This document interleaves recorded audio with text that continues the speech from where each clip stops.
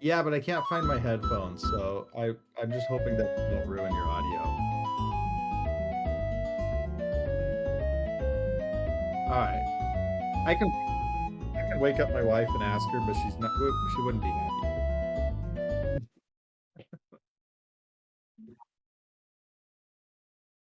Okay.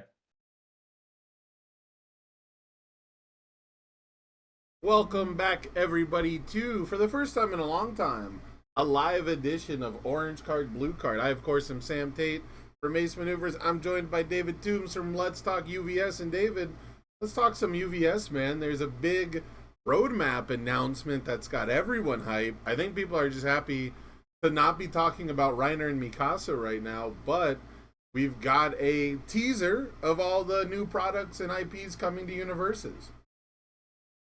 Yeah, I think this was a very good timing on this article. Let's just put it that way.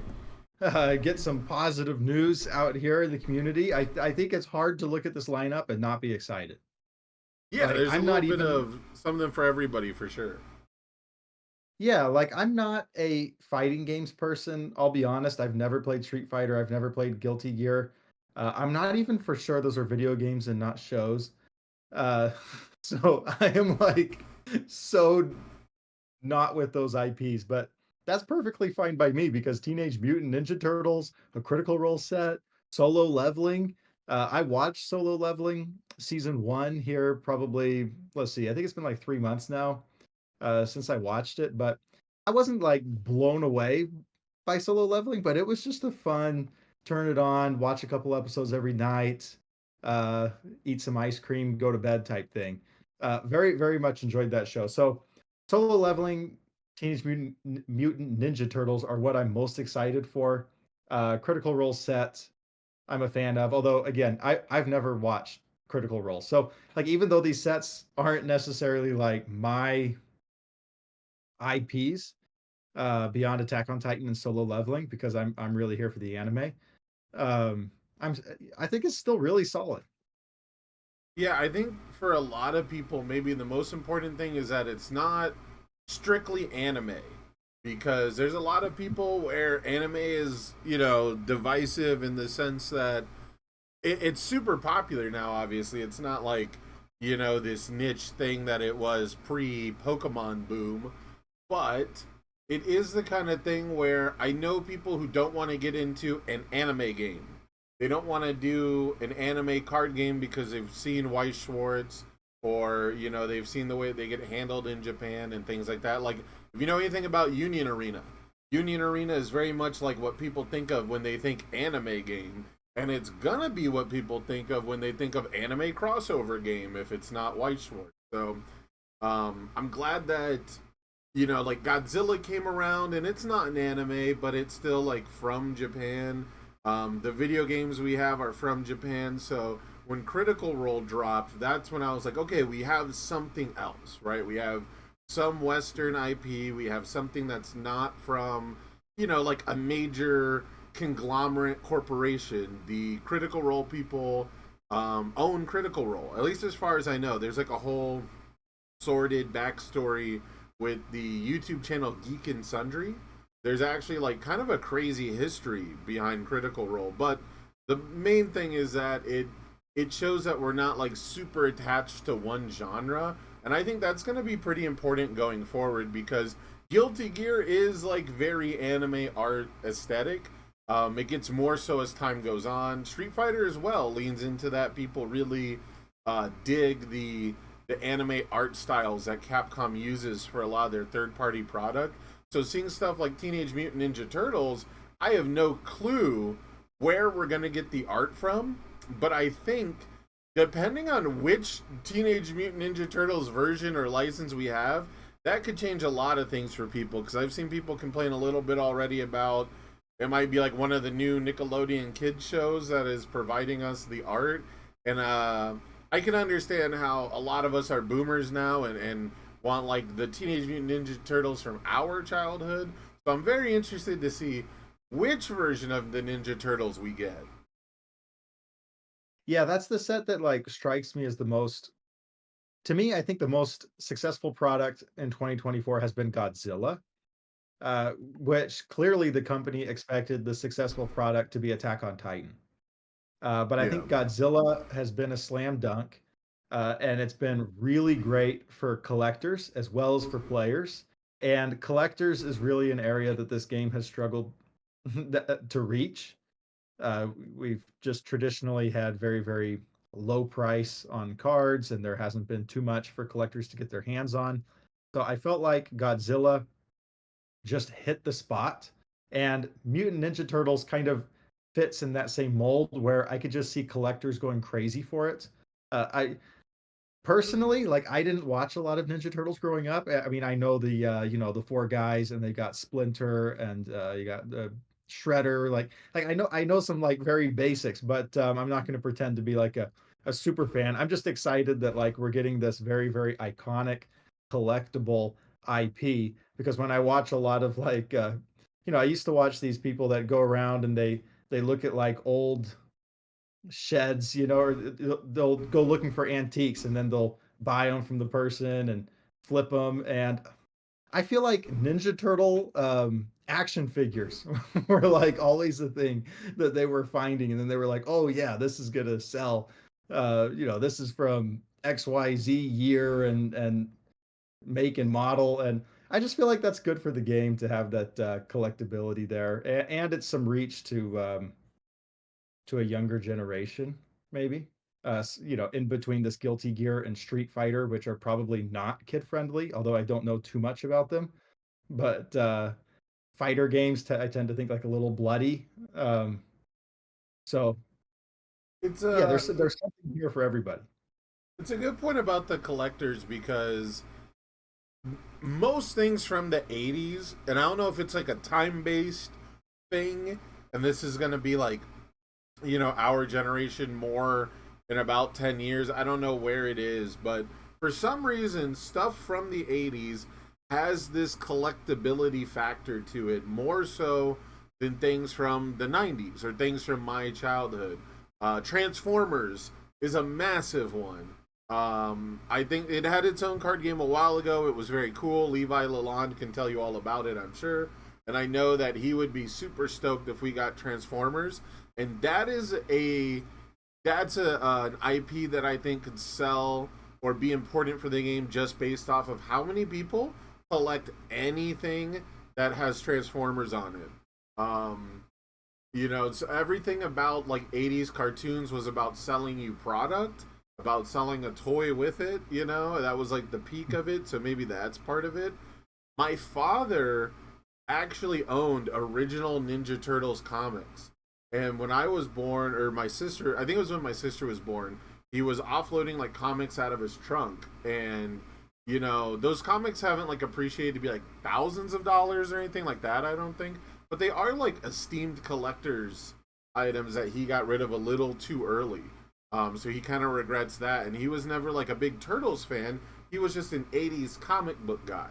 That's just where he would hang out, is in comic book stores to avoid getting in trouble, right? So, as a full grown adult, he was collecting stacks of comics and things like that. So I think it's very interesting that Mutant Ninja Turtles seems like a franchise that gets revived over and over and over and over again, like just based off nostalgia, because I don't think it's appealed to like a new generation very much successfully. Because for me, Ninja Turtles was all about the arcade game. That arcade cabinet was like some of the most fun I'd ever have. It was one of my favorite arcade games. And so I don't have much of a relationship to any of the cartoons or the movies or the comics or even any of the other many, many video games. So it'll be very interesting because I know a couple community members have already been massively excited for Ninja Turtles. The thing that I've got my eye on the most though is Street Fighter, simply because there's a lot of people who used to play or are old heads or whatever you want to call them, and they've said things like, "Call me when we get fighting games back." And I want to see those people put their money where their mouth is, because they better show up and they better be vocal now that we're getting fighting games back.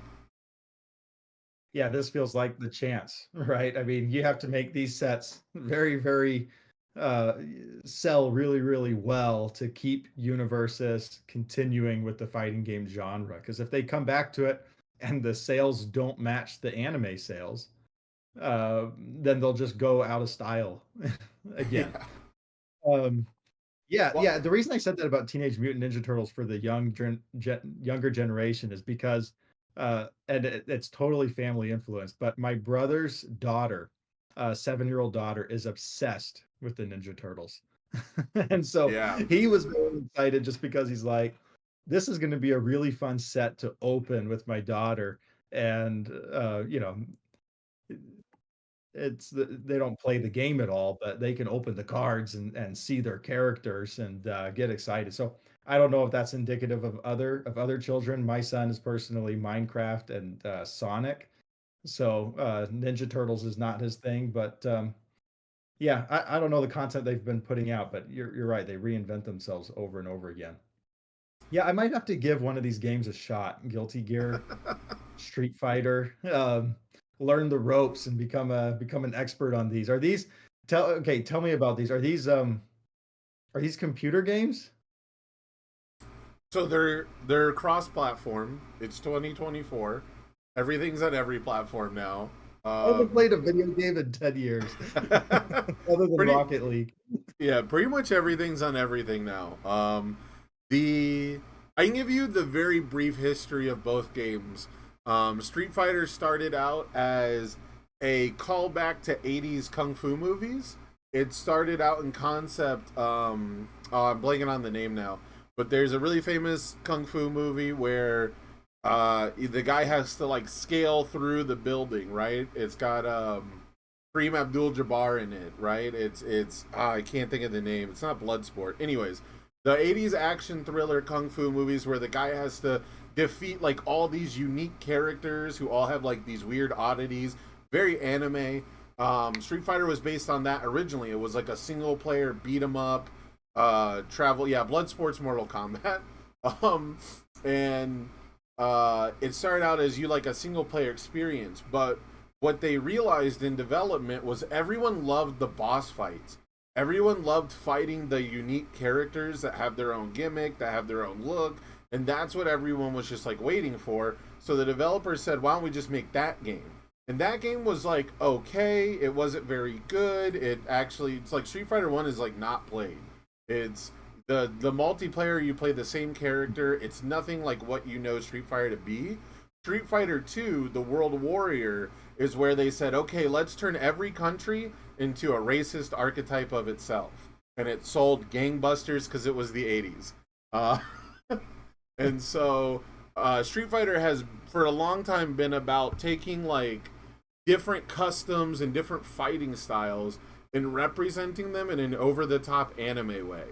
So you've got like characters that represent Italian wrestling, and his thing is he pours grease on himself because that's what like old Olympic wrestlers used to do.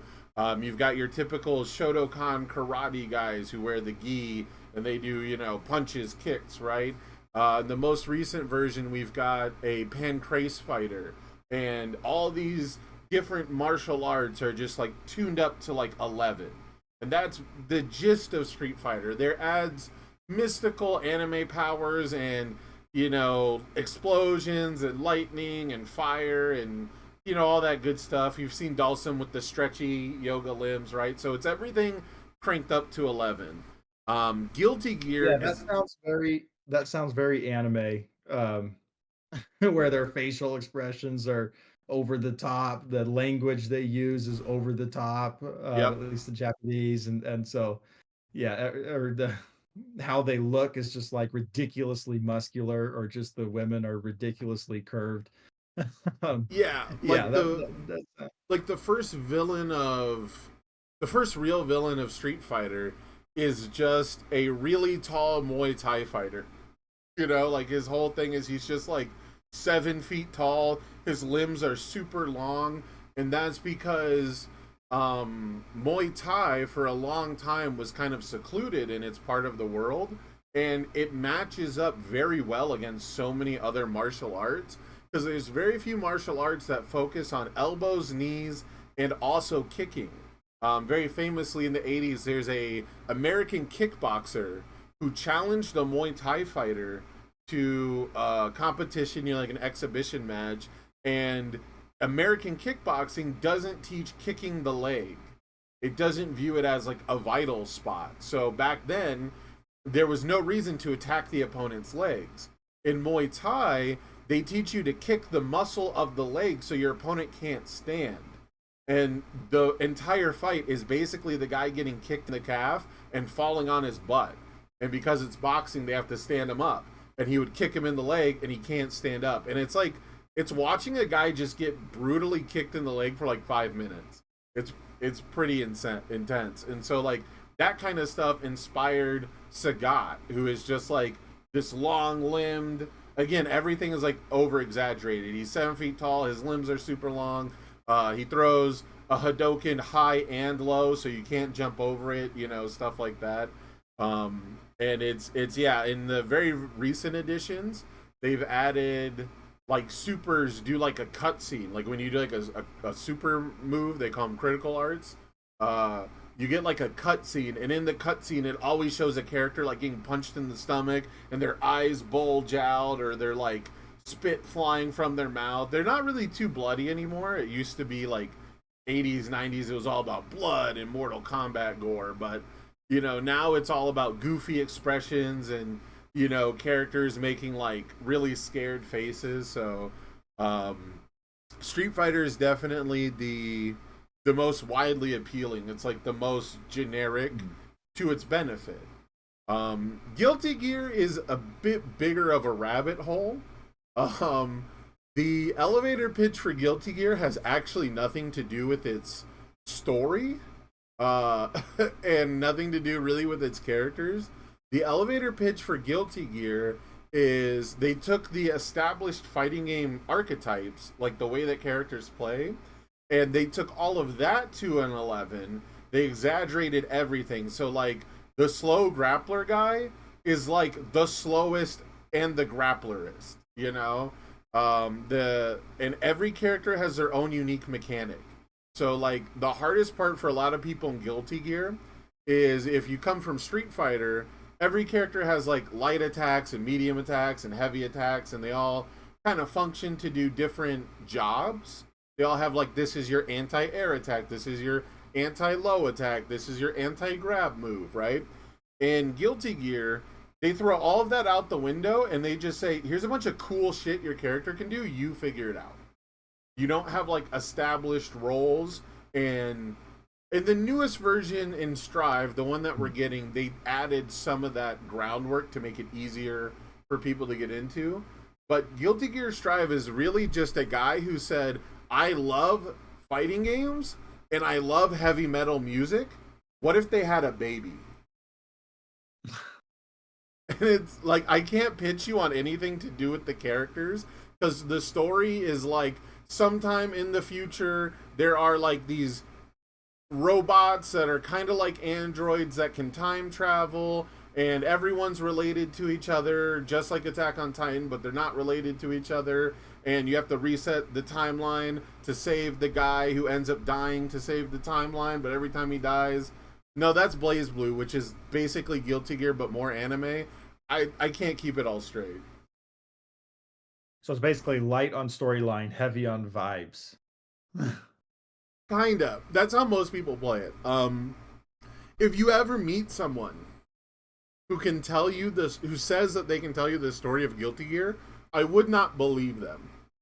They probably got most of it, but I wouldn't believe someone outright that they just know the story of Guilty Gear. So there's I've probably watched more than one like hour-long breakdown, like synopsis of it, because I'm interested in fighting games and I want to know about the characters. But in Guilty Gear is kind of stuck to like the old school method where like every character has their own story, and as you play through the arcade mode or the story mode, you get like little bits through their endings, and you don't really get to know a whole lot. But I would say at this point it's more driven by character relations than it is like an overall storyline. Street Fighter always kind of has like there is a villain and they have a goal of taking over the world, and usually there's a new character who has to team up with Ryu to stop them. You know, in the last game in Street Fighter Five, like all the new characters were like the evil characters, pretty much. Like all the ones that they made for the game were like part of the villains ensemble, and you got to learn why each of them defect. Like each of them betray the villain, right? So they become like good guys that way.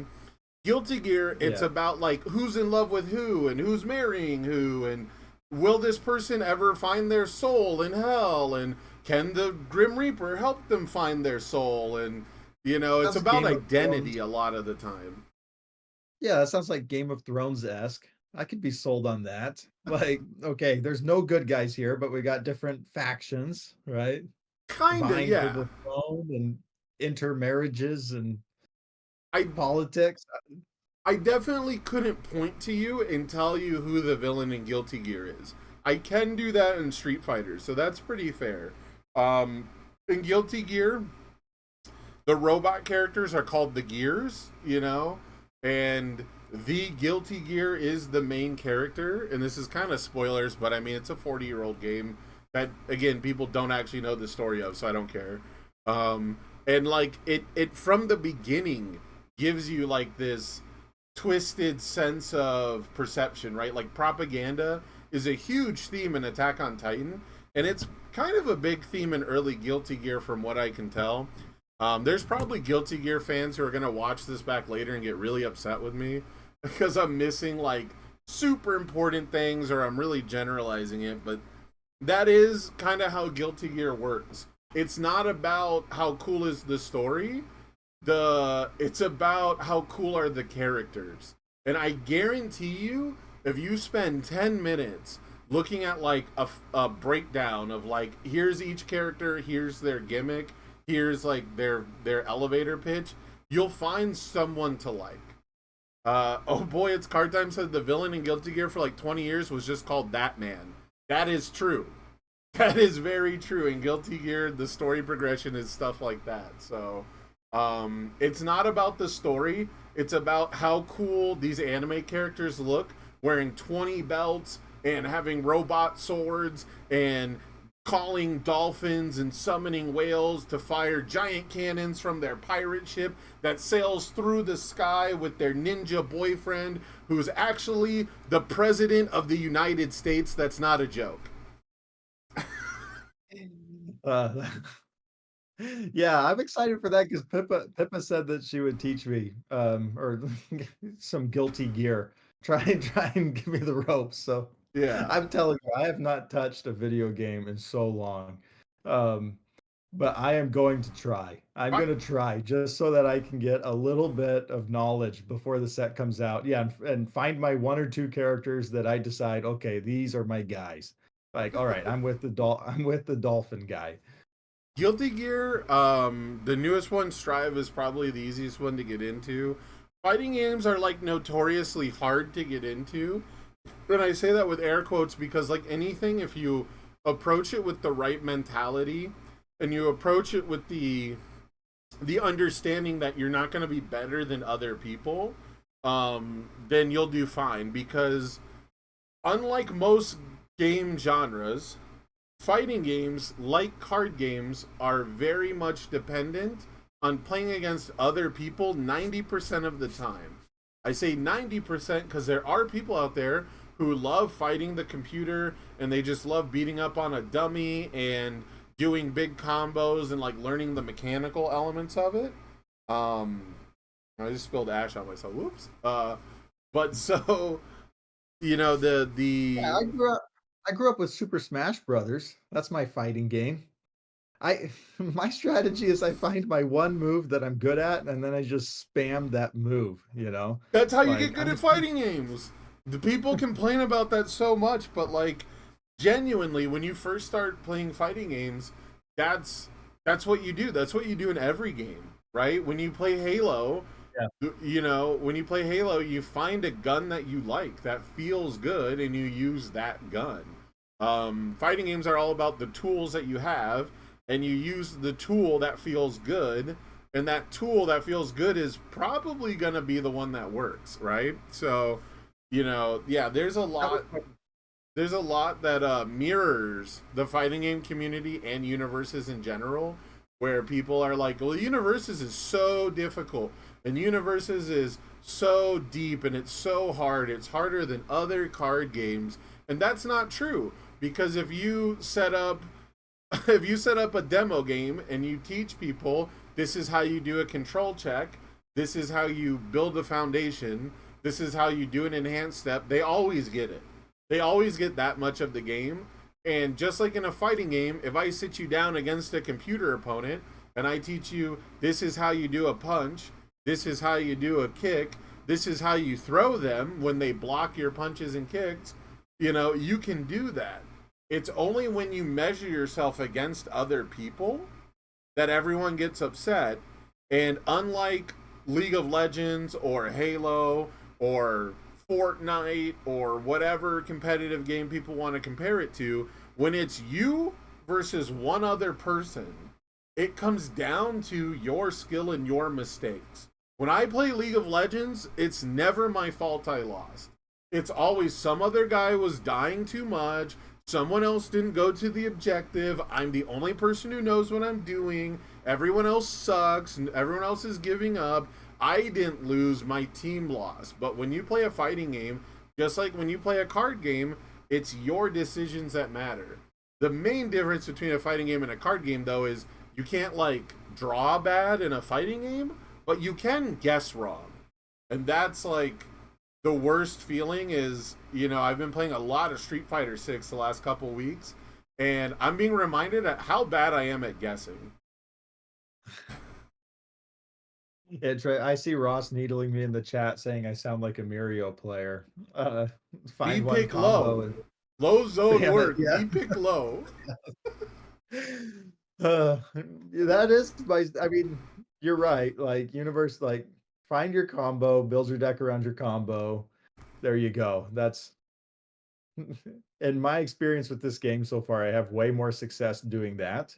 And whenever I try to play some complicated control deck, I do pretty well, but I never go as far in tournaments. Just me personally. I just do way better when it's like this last tournament. I'm just gonna City Rampage Amajiki and just slam these fives and try and get tons of momentum super fast. Super simple combo. Let's see if anybody can stop this. So I'm here for that. Yeah, it's very funny because the thing that is, I will say, Universes, especially in its current iteration, does not do a good job of simulating a fighting game. It is not a card game that emulates a fighting game. No, that was one of my biggest confusing factors when I got into the game was the speed, damage, and zone kind of felt off to me with My Hero Academia. Yeah. And I know it kind of works because these are superheroes that can fight each other. And so if you squint your eyes, it all kind of matches. But I just remember as a new player, um, it was a little weird to me until somebody said, this game is a fighting game and it's supposed to simulate fighting. And then it was like, oh, okay, so this makes more sense now. But you don't get that from, you don't necessarily think that's how it's going to play when you just hear My Hero Academia. Yeah, I will say it does a better job of emulating it than Flesh and Blood, which is very annoying because there's a couple content creators who keep releasing videos talking about how Flesh and Blood is actually a fighting game in card game form, and it's pretty annoying, but I can't stop them from getting thousands of views.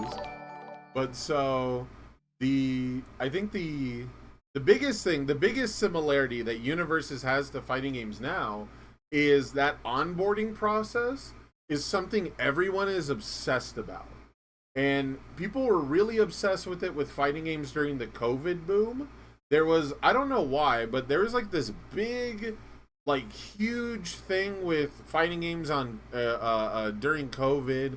And it might have just been every video game series because everyone was at home and, people kind of sucked it up and they played online. Because for a long time, fighting games suffered because they had bad online experiences.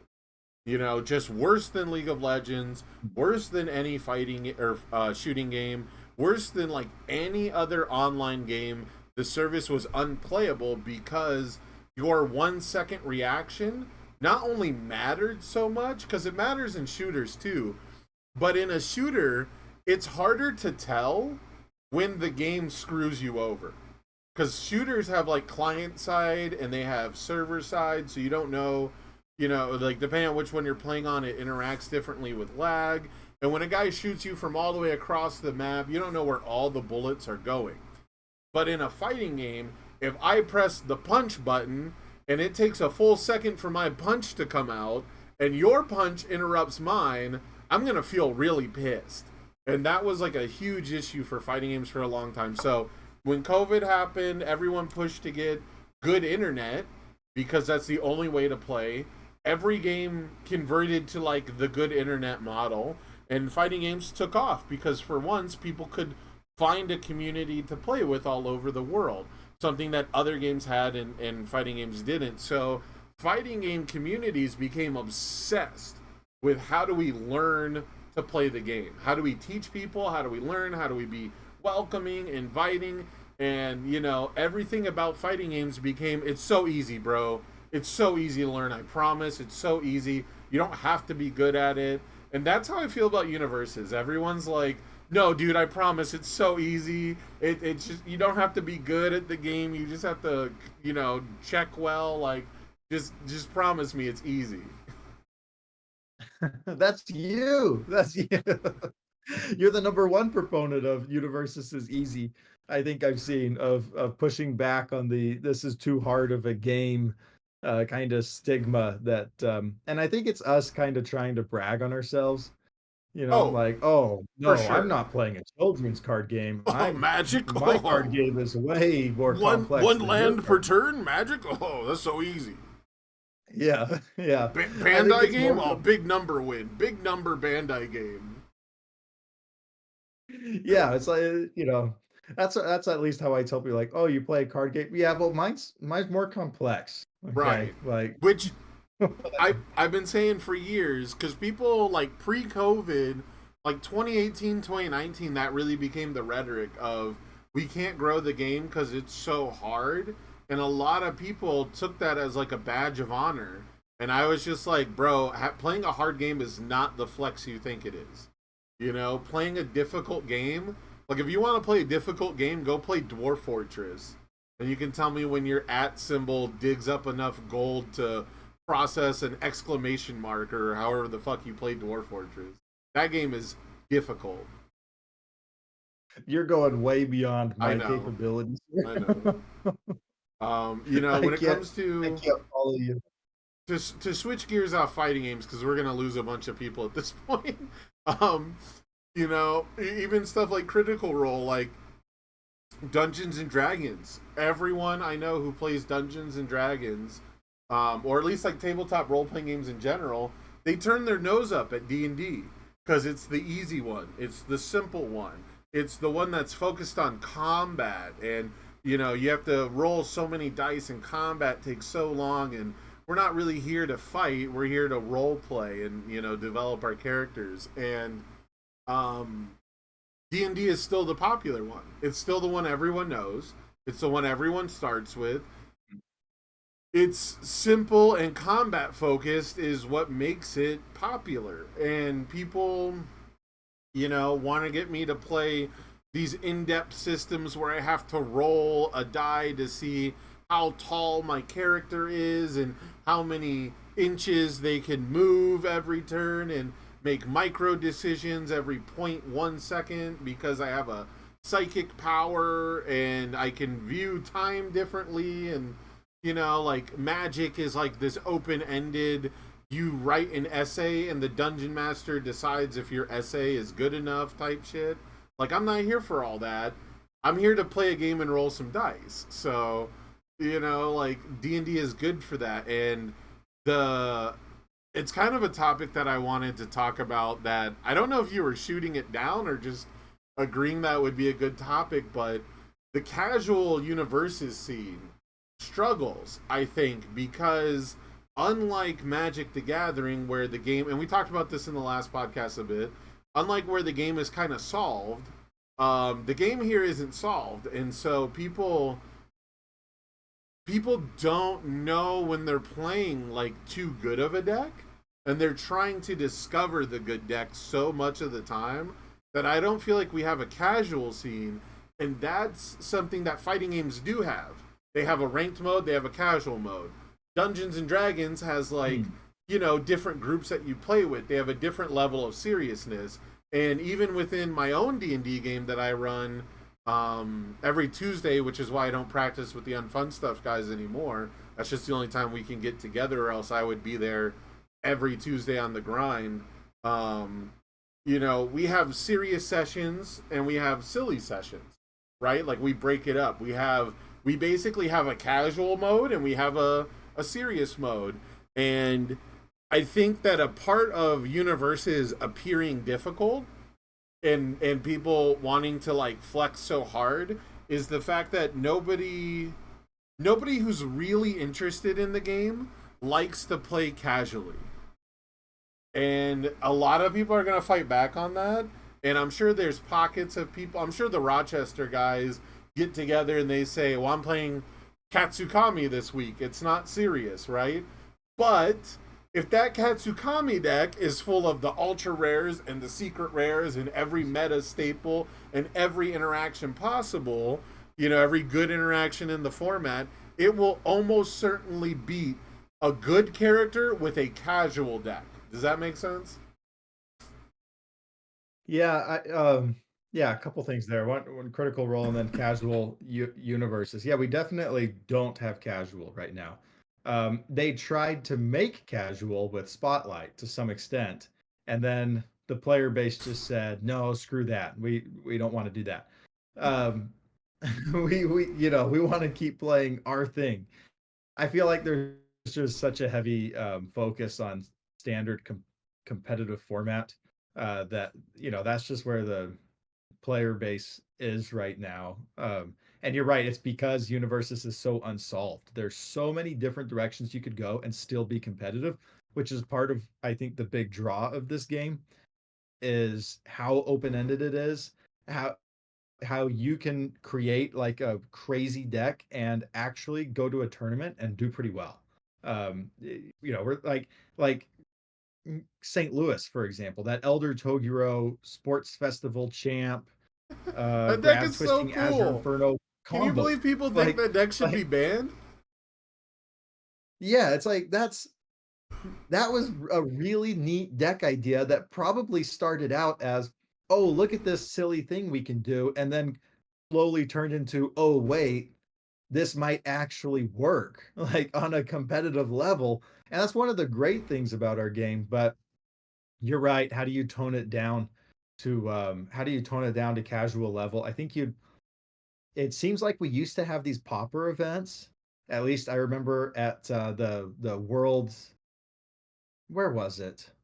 When did we have the pop? When did I play in the? It was the HLC. It I was wasn't either in the Worlds or Nats. HLC. It was Yeah. the first year. Yeah, yeah, Worlds, and we had a popper event, and it was a blast to play.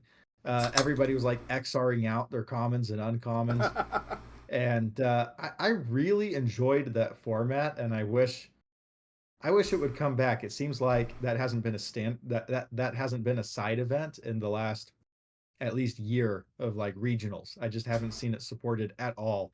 And yeah, that's a format that I think would lend itself to that because you're right. If you say, "Oh, I'll play a bad character," you're still gonna play the best. Like you're not just gonna play Walk the Dog. Like no matter what character you pick on the orders, like you're going to still play your $50 ultra rare 4X's. So I think you'd have to do some rarity thing like Popper Yeah, to get into it, or like make it casual. the best example I have is of course from my own locals. I shout out my locals a lot, and I use them as a basis for experience because if I just give you like my side of the story, it doesn't tell everything, right? It tells you just what does someone who's played the game for 10 years think and feel in this situation compared to someone who's only been playing since My Hero Academia, or more recently, I've got players who got in with Godzilla, right? So there's like a good benchmark of old head who's been playing forever, players who started with the reboot, and players who just joined the game, right? And I can tell you right now that like my players who just joined the game are trying very hard to play like their aggro style. They don't want to play control. They don't want to play against heavy control. And when they discover like an aggro deck that works, it's so different. You know what I mean? Like it's hard to explain, I guess, but like they have like a Wolfwood deck, and Wolfwood's really cool, but he's just a bunch of damage. And he has like a really specific lineup that he plays because he just punches damage through. And it's a lineup that we've seen on a lot of characters. And it's so different when you can play the best Wolfwood deck possible, and just putting like Toga 3 over it makes it that much better, you know? And once you get that feeling of power, you don't want to go back, especially if you're not like winning your locals with it, right? Like just playing a good deck doesn't automatically like level you up and mean that you'll win, even against like lower powered decks. The other really good example I have is I've got a player who's been playing, you know, with like a the same household, you know, the same little group, and I would say that he does better than the other people in his household because he will play like all these different characters, but he's playing like the same deck. He's playing like the Falling Skies package or Earth Good stuff a lot of the time, right? And so he's very experienced on the cards that he's playing, and a lot of times the my other locals will be like, man, I can't beat him even though he's playing I don't know, name a bad Earth character. I have to actually look this up because Earth isn't in the game anymore. Uh, the Oh, oh, Cementos. There you go. yeah, he plays Cementos. That's a perfect example. Cementos, and the other example is post Nerf Kirishima 2. And they're like, man, this guy's just doing so good. And I'll watch them play, and it's just he's playing better cards than them. Like straight up top to bottom, he's playing Chivalrous and Transformation and Incredible Display and learning the standards and, you know, Falling Skies with all the good card draw on Earth. And they're playing like Innsmouth. They're playing the best Innsmouth deck you can, but the water symbol's not good right now, or, you know, whatever it is, right? Like Innsmouth post rotation is not very strong, or they'll play like a really good Momo 3 deck, and that Momo 3 deck needs to get like all the pieces in place, and they have a really good Momo 3 deck, but it's just not beating the guy who's been playing the Earth symbol for 4 straight years. And so finding that benchmark of, am I playing serious or casual, what level am I really at, what level are you at, is so hard to determine. And it makes it like impossible to know what I should do every week. I've made it a rule at my locals, I don't build my own decks, I play their deck, so it's a more even playing field. So like I'm restricted by their deck building prowess basically, right? So it's just little stuff like that where like I'm trying to find that casual wavelength, but sometimes I bring like the casual deck and I feel like I'm not playing the game at all because I'm playing, you know, I'm playing like Mothra It's against like when you played Asui. kind When of. you played Asui for the regional, you know, it's like I don't want to exist here. Yeah, like how far down do I have to go, right? So yeah, like I'll play like a non-meta deck with a non-meta strategy, and then it looks fair when we reveal our characters, and then all of a sudden I'm just getting beat up by Flash Fire Fist, Hell Spider into Instant Shining Flash into Falling Skies, and it doesn't matter that you're not being Endeavor. It doesn't matter that you're not Ochako. You're just playing like the good statted attacks. The last example I have is I 3-0'd a local with Todoroki 2, and it's just because Walk the Dog and Ice Sword Execution are unfair cards. You know, it had nothing to do with Todoroki. It had nothing to do with the power level of the deck.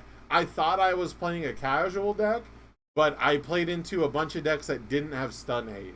Literally in round 3, my opponent said, "I'm not playing stun hate in my main board. I have to sideboard it in," and then they forgot to sideboard it in. So like finding casual UFS is so hard to, or sorry, UVS is so hard to do. Yeah, I remember this would have been probably a year and a half ago.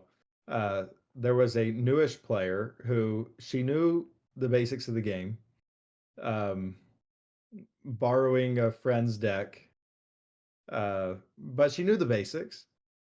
But I was playing Todoroki at the time, Todoroki 1, and I just absolutely, for the entire round, just shut her down. Like, blocked every single move, canceled the good stuff, and you could just tell that, like, her playing against my, like, speed control and I'll cancel something, with a cancel on face, just um, I've never seen her again at locals. I'll put it that Oh way. I, no.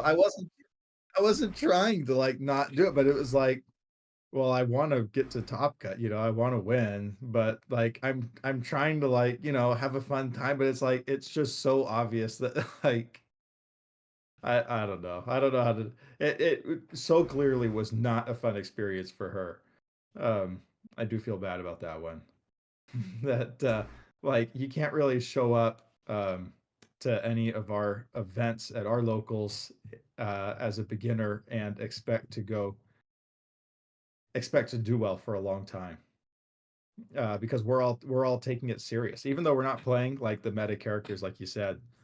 We are playing like if you show it, like we're doing our spotlight local qualifier this Saturday.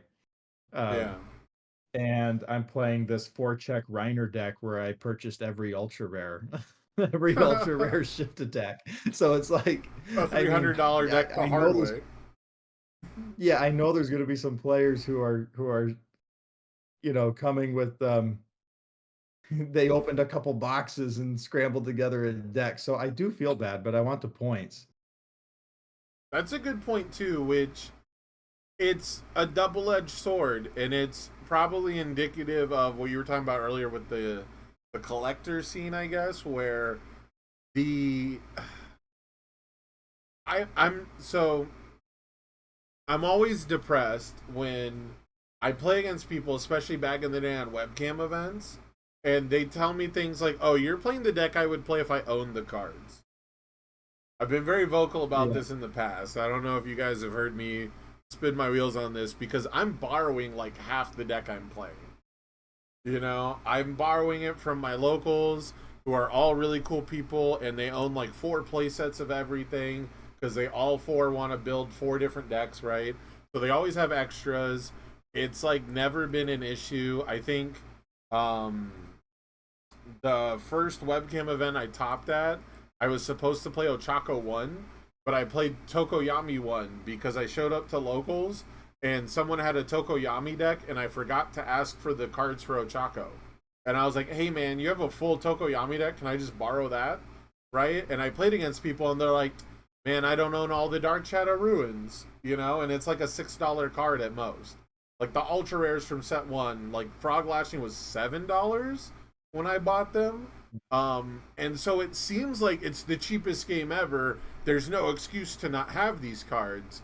But what that tells me is Universes is not that much of a priority for people to spend any money on it. And so it's Hmm. so weird to think about where like, yeah, we have like the cheapest game possible, but at the same time, if we can't get people to spend money on the cheap cards, I don't know what to do. I go to my locals all the time, and they're like, "Oh, I only own 1 copy of the Godzilla starter deck card, or what? Like if they come with 2 now, like they didn't buy 2 copies of each deck, so they only are gonna have 2 copies of History's Greatest Monster." And that kind of stuff happens way more than I would expect for a game that is you know, cheaper than Magic the Gathering, hopefully. If we're more expensive than Magic, we got other problems, right? Because Magic's a game where you can find a convention monthly to win cash at. So, if you buy a $500 deck in Magic, the idea that you could theoretically through skill win that money back is like very present. The likelihood of you doing so is not much, but it is present. And so it always breaks my heart to hear people who like don't have a finished deck or who just are playing like with cards I own, but that's another part of the equation, right? Almost every local scene has like one or two whales that have everything they want, and everyone else is just kind of playing it casually and playing with cards that they collect as they go. How would you solve that? Uh, How What's would the I solution to So my personal solution is the Pokemon solution. Do you know how expensive the World Championship Pokemon deck is? no idea? $60. Huh. Oh, I because Pokemon does like three alternate arts of every card, right? There's that, Correct. The like you have basic your the basic rarity of Pokemon cards are are very very cheap, comparatively at least. The other thing about Pokemon is they release good cards. I don't know if they release like staples that often, but they will release sealed product with good cards in them. So like you go buy the Pokemon trainer box or whatever and it's got the one card you need in it, and that means that one card, the most expensive it can ever be is the price of that package, right? That trainer box.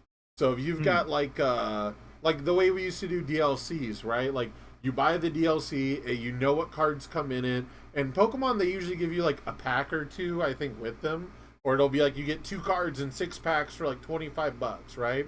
So you got a chance to get a hit, but you're paying $25 for these two cards. These two cards will never be more than $20 because of that. So, um, you know that's like how mad people would be if they released a deck with the walk the dog in it for 20 bucks? People would be so bad. right. Well, I don't know. Yeah, I don't know if they release like ultra rares or like high rarity cards after they've been put in boosters. These will be like the Yeah. only way to get them, right? So this would be more akin to DLC, but yeah, no, it's stuff like that. And again, I don't think they're putting like massive staples in them. I haven't kept up with Pokemon in a while. Um, but I used to work at a game shop where people would come in all the time and they buy one of every Pokemon product because they need to have like the one of each of those cards for their collection because it's a big collector game. And then they're gonna open the packs on stream and make content out of it and then throw the all the cards away. I would literally have like couples, like super bougie couples, like they just got done from the gym. They're literally vlogging their way into the store and they're like arguing at my counter over like, no, we've already done a box opening on two different versions of the same product. And the other one is like, yeah, but this is like a really popular box opening and like people want to, we can whatnot stream it, and they're like arguing over like it's their job. It's their job to open Pokemon packs, and they're buying like all the same product over and over and over again. And it's just because opening Pokemon product is that profitable. I don't know how you get to that point without having a 90s anime. I don't know how you get to that point By the without way, just that like without it being like you've been around since the 90s, because that's the only reason why Magic, Pokemon and Yu-Gi-Oh are like that, because they've been around for so long and the cards do hold that much value. that's actually how I got my start into universes was okay, so let's see. 4 years ago, I was really trying to learn Japanese.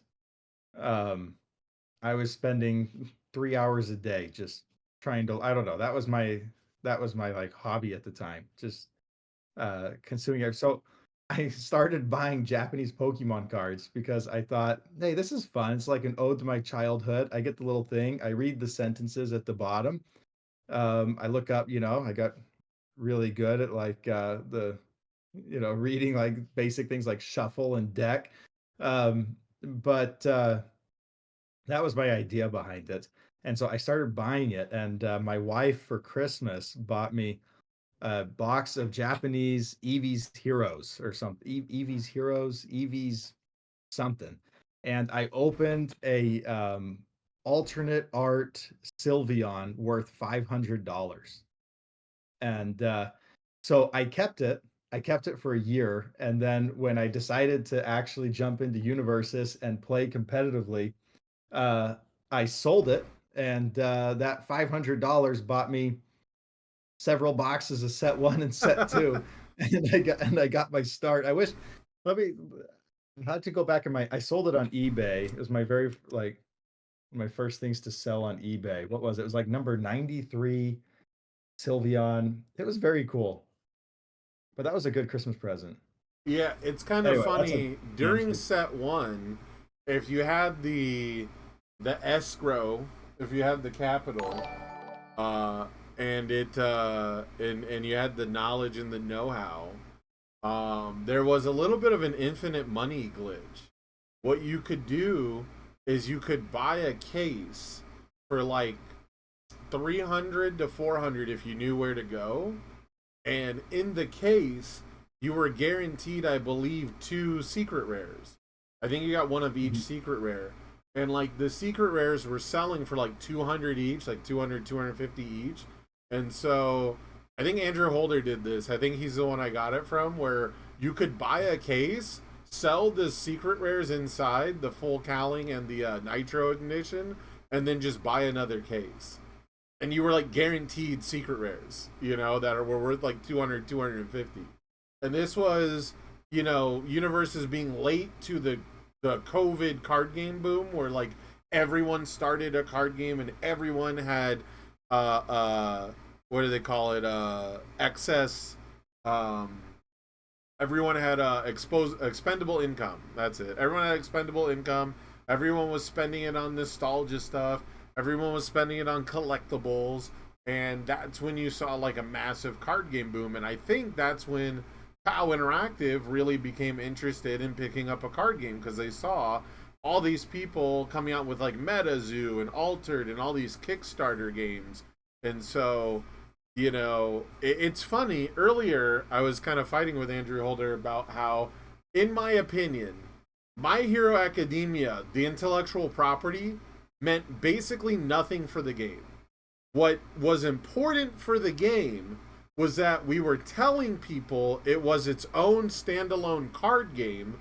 It was any recent IP, right? It had to be new, it couldn't be old, but it could be any Yeah. IP that was generally recent, was telling people that it's not an old game with 20 years of bullshit to learn, because people don't want to jump into an established game with old heads that are good at the game.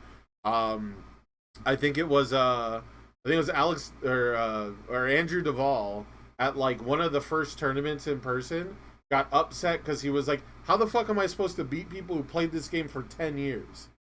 That's not a good look, right? When you find out that people have been playing this game for 10 years, you feel kind of lied to, right? So that was like, but that was an important part of getting people on board. So despite the dubious nature of it, I think that if you gave any intellectual property like post 2015, the marketing, the standalone card game reboot, and you did it in 2021, I think we would have gotten to relatively the same place, regardless of what the intellectual property is.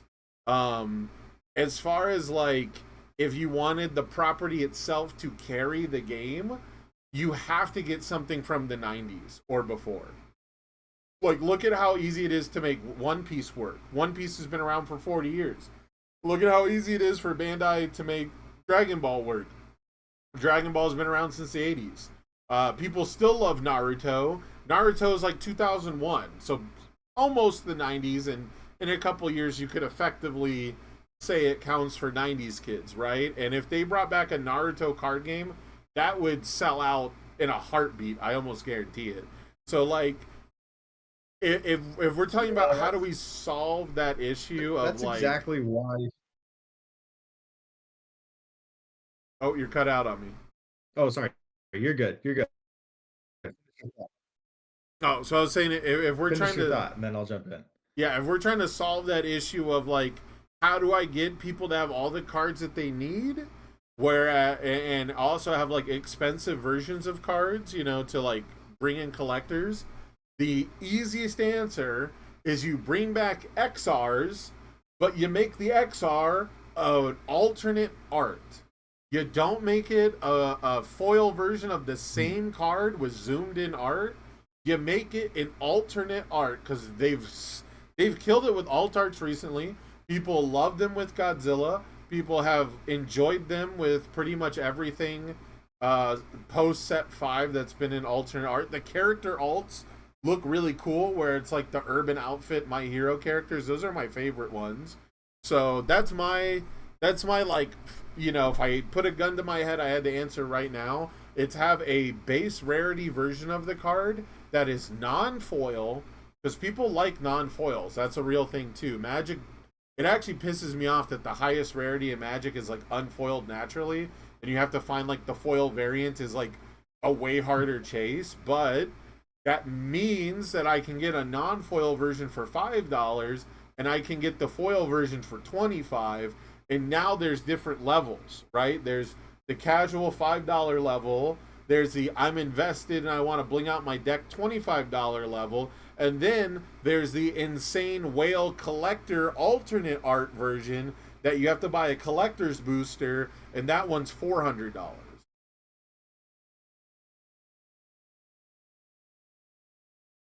I would be in favor of that. I thought the first Challenger decks really crushed it, Cowboy Bebop and Trigun, by having every single card in the Challengers to have a to have an alternate art version of them. And that was always my problem with XRs. It's like, at least, especially the Crimson Rampage SRs. I mean XRs. It was just foiling, and a lot. Uh, you know, I want my XRs, like I thought set one did a decent job. MHA set one, like Recipro Burst XR, legitimately looks a lot cooler than the base like Indiscriminate Shock XR. Um, did look cooler than the base rarity one. So those ones did a decent job of that. But yeah, they've killed the XRs and brought the alternate arts only for the ultra rares. So Well, um, really that's quick. probably not happening. Do you remember like were you there for the first alternate art regionals, like Electric Jolt, Recipro Extend? I think Excited for Blood No, was one. Okay, so those no, were I think those are the best looking cards we've had. right, and those were like, those are what XRs should have been. Instead of those being event exclusive promos, which admittedly helped me out a lot in the first year of like, selling promos. Um, but instead of those being event exclusives, if those were the XRs that came in the set with the full kanji background, the bolt or the drrrr and the, whatever, zap, whatever the words are, if those were in the set, man, I feel like those would have maintained values at over $50. As it was as event exclusive promos, I think Jolt peaked at like 75 for one copy, and then quickly dropped below 50 per copy. I think I sold a playset for 200, like a week or two, or like at the second event. So like those did really good. But if you got like one XR per pack, and most of them are like a Jolt was a common, but that Jolt common was so good that people would pay $40 to $50 for the alt version. You now have achieved the 10-cent I can play my deck version, and the collector, I bought a case and I'm gonna get my money back through alt arts that I don't even need. That's how you create the card game economy, at least as far as I understand it. Yeah, that's what I mean. Right now, like I feel like a Chrome rares are such a huge deal in our set because they're the card doing that. And we could have more cards doing that and having that collector feel to it. Like Attack on Titan, like I feel really good about my case because I opened a Chrome rare. But if you don't open a Chrome Rare, you get one of each ultra rare base rarity in a case, and If you're lucky. and then yeah, and then it yeah it there's not enough feel good in there. We need a little bit more feel good. Like they have like five alternate arts, right? Like the Levi Mikasa, but uh, I think we got to squeeze a little more feel good in the booster sets. I know And I someone. thought they were going to do that with the character rarity, but then they look like the other characters. Yeah, I like that there's foil variants for all the characters. That was one thing that like that was one thing that was hard when I first started playing the game was characters to be foiled had to go in the ultra rare slot.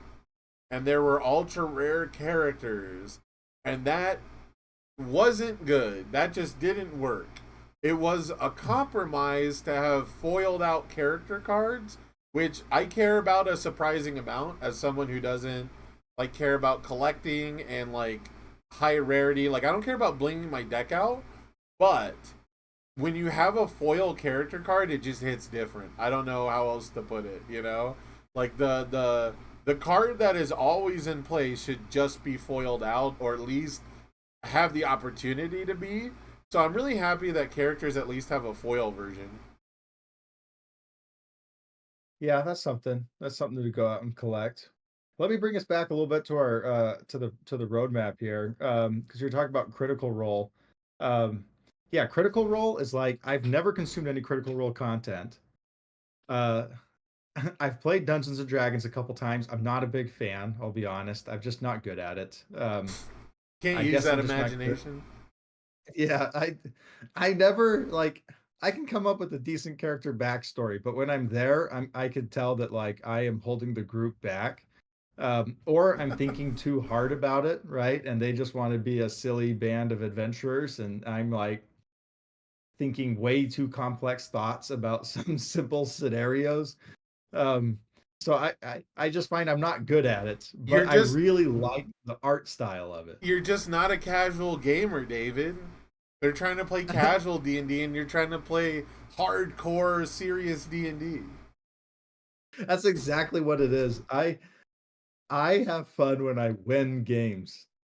And I want to win and I want to win by squishing all of my rivals and making them have bad like I want them to know that I'm better, you know? Okay, that sounds bad, but For for what it's worth, just like anything else, right? D&D you just have to find the right group.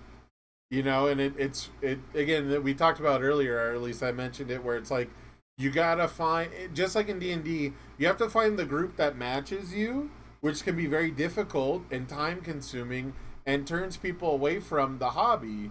Whereas just like in universes, you got to find people at your own skill level playing decks at the same level to feel like it's casual and enjoyable. um, I would recommend for you actually though, because you've got kids, you should find like a pre-made module and run it for your kids. And I'm not like a big, you know, I'm a grown adult single male, so like I don't hang out with children like ever.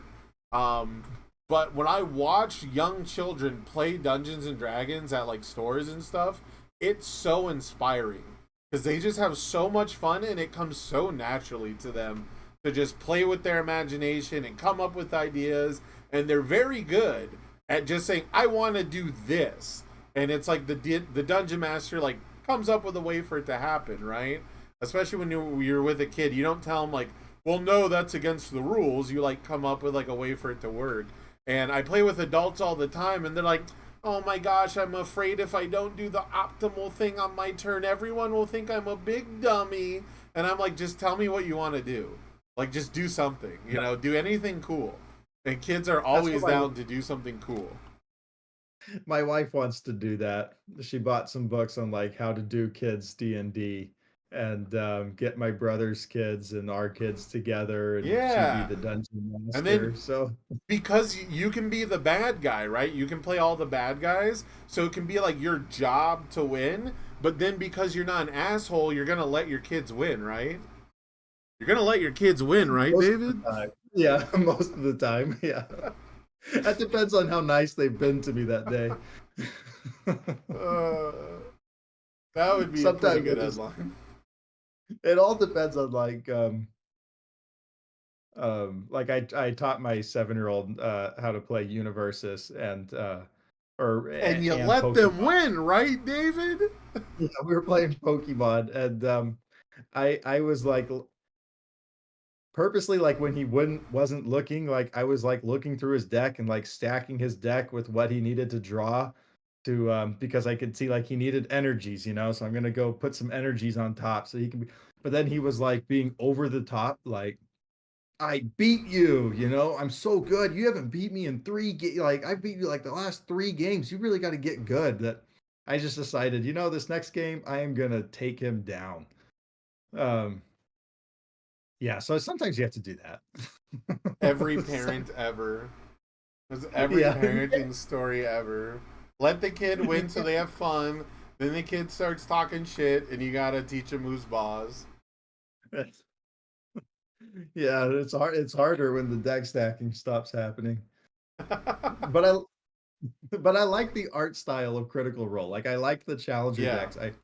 I felt like it was telling a story, even though I don't understand Critical Role. Like I very much felt like, okay, I get it. There's this brother, sister, they're, bows and arrows and daggers, and then we got the prankster priestess and the drunk um The trickster chaotic duo. person. Yeah, like I got it. I liked the art. I liked that it was original art. So Critical Role is a set that I'm very excited for, even though I'm not like that person. Which is funny to me that like Attack on Titan is the only IP here that I love um and have intimate knowledge of. And it's the booster set I'm least excited about. I just like having new things and exploring new worlds. And I don't want universes to spend 3 sets in one world again. I like having a year of every single set is something new. I've been really enjoying that. So yeah, it's just weird to say, but like we got our 1 set of Attack on Titan. I'm ready to move on. It's funny. I started reading. So when My Hero was coming to the game, I watched like the first 2 seasons, and I stuck it out for as long as I could. But like, I just couldn't get into it. It is what it is. It happens. I'm amazed how many people like it because I knew it got popular, but like in my personal friend group and everywhere I go for anime content, My Hero is like one of the most trashed animes of all time. I cannot find people with anything good to say about My Hero unless I go explicitly to a My Hero group. Like unless it's people who are like Yeah. specifically interested in it. Like outside of My Hero, I see like pins or like a jacket. Like I'll see like apparel. I notice it more now that I play the card game than I ever did before. So they are out there. But like talking to people about it and like in general spaces, it's not popular. Um, but so I started to read the manga for Attack on Titan. I like it way more than I thought I would. It's a surprisingly light read considering how complicated the story gets a lot of the time, but Mm. it's just like a basic action manga for the vast majority of it with, exposition dumps here and there and the main thing about it was as I'm reading it, I'm just like there's not 3 sets worth of content here. I'm like more than halfway through. I'm just past the time skip. Or like the time skip just started. I don't know. Like I'm assuming the 4 year time skip is the time skip people talk about. But like everything's about to change. The tagline apocalypse makes me think that the next set is even further down because people were talking like they're skipping an arc. So I don't even know what that's about. But like I just feel like we didn't need 300 cards to do the first third of the set. And unlike Critical Role did a fantastic job of, in my opinion at least, translating symbol identity to character mechanics. And the best example I have for that is look at the twins. Look at Vexalia and Vaxelden. Vaxelden. Yeah. They both have the air symbol. They both care about ranged attacking, and they both do something very similar. However, if you look at Vax, he's got the death symbol, and so he has like the whole ranged and weapon attacks are better the more you clear your card pool, which is air symbol, and then when he clears his card pool, he burns you for vitality, which is the death symbol. And when it comes to the water symbol, he's kind of in like this negative space. There's negative space design where water wants to clog your card pool, and the fact that he keeps his clear gives him better benefits, creates the visual disparity between, you know, you're clogging up and things are more difficult for you, but mine is clear and I'm loose, I'm free, right? It's got that freedom of movement that rogues in D&D translate really well. The one thing that the rogue class does in D&D these days is it moves better than anyone else. They either move faster, they move over things, they hide from you, right? Like their movement abilities are where they get their bonuses. And so that translates that freedom of movement really well. And then Vex has the earth symbol and the life symbol. And so while they both have air and they both care about ranged attacks, the earth symbol is giving Vex that action card that flips your stage, that controls you, much in the same way that range characters and tactical RPGs do. They control the battlefield. The whole benefit of a ranged attack in Dungeons and Dragons is that you have better control over whether or not you take damage because you're attacking from far away. Otherwise, 90% of the time, a melee attack is just statistically better because it has to be, because it doesn't come with the natural advantage of a ranged attack. So Mark Your Prey brings that element of battlefield control to it, and then we translate the life symbol into ignoring progressive difficulty, because that's basically a life symbol gimmick at this point. And that ignoring progressive difficulty shows you just how easy it is for Vex, when she's got control of the battlefield, to put down a no risk. Again, we're at range, so we're risking nothing by playing this attack with no progressive, right? We're not overcommitting because we're attacking from a safe distance. And the expression of foundations in your stage, to me, has always been a representation in fighting games of how safe your positioning is in relation to your opponent. If you have lots of foundations, whether, you know, depending on which character, right, they want to be at different distances in a fighting game. But the point is, if you have lots of foundations, you're in a good position. If most of them are committed, you're in a bad position. So giving Vexalia a way to attack without compromising her position is an amazing translation of ranged attacks into universes. I cannot say any of that about a single Attack on Titan character, and I wish I could. I am past the point where half the characters in the set, spoiler alert, are dead in the manga, and I can't tell you why any of them do a single fucking thing they do. And it's very depressing.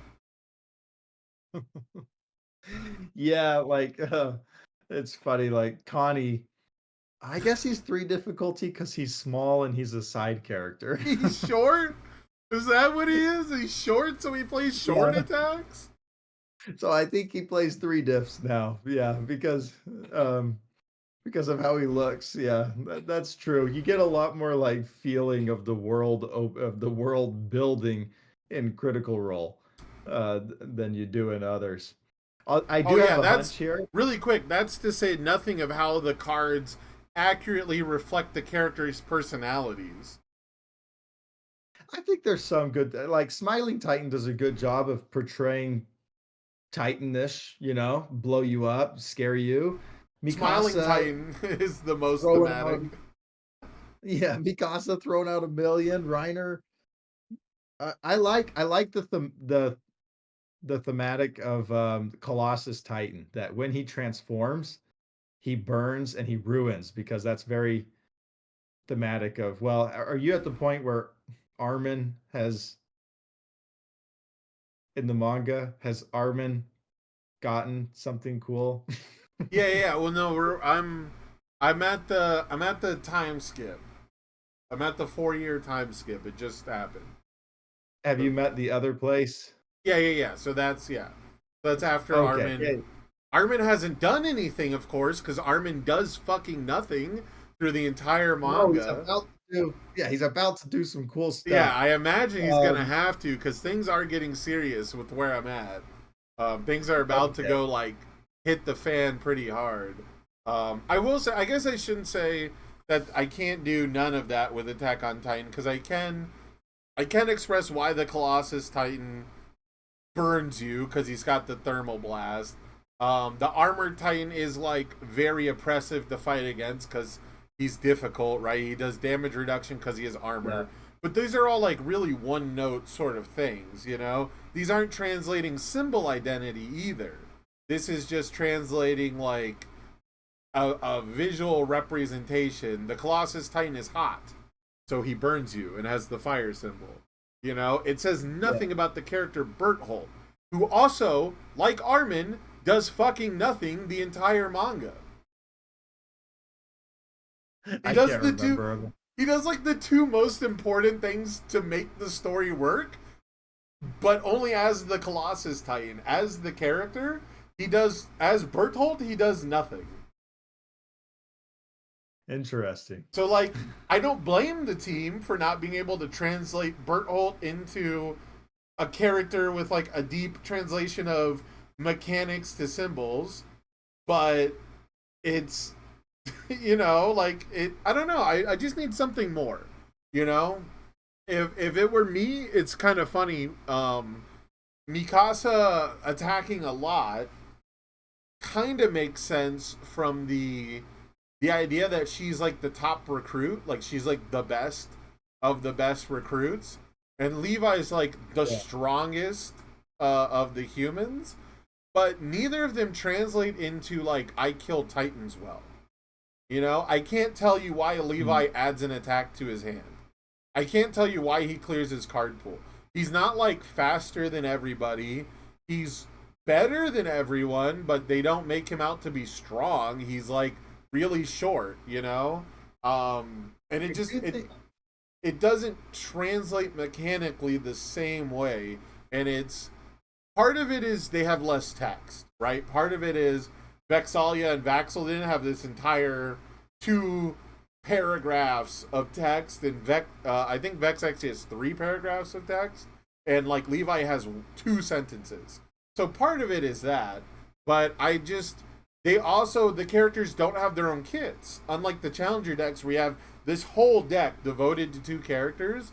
Attack on Titan, one of Mikasa's cards is her looking at a sword.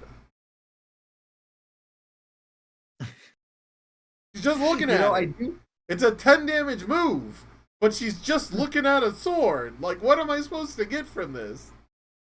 I do feel that, like, Mikasa, they did kind of miss, I feel, on her personnel, because at least now it's been probably a year and a half since I watched anything other than the very last arc of Attack on Titan. But Mikasa's always protecting Eren, right? But you don't really get that sense in, because she's a right, isn't she like an Ackerman? And well, okay, I don't want to spoil your manga reading, but she's that's like built into their blood, is like they protect, Yeah, no, and I that's why she haven't gotten goes on quite to the power. the I haven't gotten to the backstory of the Ackermans yet, and it bothers the shit out of me that they never address that Levi and Mikasa have the same last name, even though they do address that Mikasa is supposed to be like this weird foreigner from the Asian bloodline. And then they also acknowledge that the other 2 Ackerman characters are weird Ackerman bloodlines, but they never have Levi and Mikasa, who hang out for fucking literal years together, go, hey, who's your dad? Did you have a mom? Who raised you? Why is your name Ackerman? Do we look similar? None of this ever once comes up. And I'm hoping it's explained later because Attack on Titan is like the king anime of here's some dope shit happening, completely forget everything else, we'll info dump it later. So I'm hoping it comes up later, but like it's bothered me that for like 70 fucking chapters, these two characters are like literally coexisting 24/7 and just nobody has gone, "Hey, you two look similar." And you have the same name. I can't even remember how it was resolved in the anime. I Oh, just remember dude. one key scene between Mikasa and Eren in the last season. There were where anyway, but It's yeah, I so do feel funny. like there could have been something there in that personality of like some sort of like, hey, protecting Eren, like thing built into the character. But overall, I don't know. I think they did about as good of a job as they could have done. The three deaths for the humans, the big attacks for the Titans, the Armin is a Armin gets to scout, his because he's a think ahead kind of guy. Yeah, he's The top of his cerebral. deck. Yeah, but It's I do get you that it's not on like a deep of a level as the Critical Role Challenger decks. At the same time, like if I was getting someone new into the game, Vexalia would be one of the last characters I show them just because of, oh my gosh, this is your character. And then like you yeah, have to memorize this wall of text. But also, if you really want to understand your character, you're also going to need to be intimately familiar with this action. So yep, you actually have like 6 paragraphs to understand before you can grade yeah. your It character. it sucks to say, and it's antithetical to a lot of the past of universes, but you're just kind of not supposed to play the bad characters from Attack on Titan. You know, Connie offers something unique and special if that's something you really, really want to do, but you're not really supposed to play Connie or Sasha or whoever. I mean, Sasha has a lot of Yeah. potential, but, you know, and again, in the world of universes, there's so much variance and so many miniature interactions that you can make anything work. There's very rarely just like a this deck always beats that deck mentality. So you get a lot more wiggle room, but that's also what traps people. That's what trips them up, I should say. Is I have talked about this before in Magic the Gathering. They make. I think I talked in your Discord about this, or I know I talked with some people where I think it was George Zhang was like upset that they printed the same card 3 times. There's literally a 4 difficulty, 4 mid 4 Blitz Frieza Foundation. Then there's a 5 difficulty, 5 mid 5 Blitz Frieza Foundation. And then there's a 4 difficulty, 4 mid 4 Blitz Frieza Foundation and Deadlock, Blitz, freeze another one, or freeze and draw a card or some shit. And one of them's a rare. I'll let you guess which one is the rare. Spoiler, time up. It's the one with more text on it. And it's Yeah. the, and it's like in Magic the Gathering, that is twofold design. One is you're not supposed to get the one that draws a card in draft more often than the one that doesn't draw a card. And two, that's to teach new players play the fucking rare, it draws a card. You know, play the one that's better than this card. And like you can't do that quite as much with characters, but I feel that way about a lot of the characters in Attack on Titan. I could play Sasha, who has to work to clear her card pool and play all these cards that benefit from clearing the card pool, and then I get more 1 difficulty cards to discard for bonus effects, or I could play the character that discards a card to do the thing that Sasha's working really hard to do.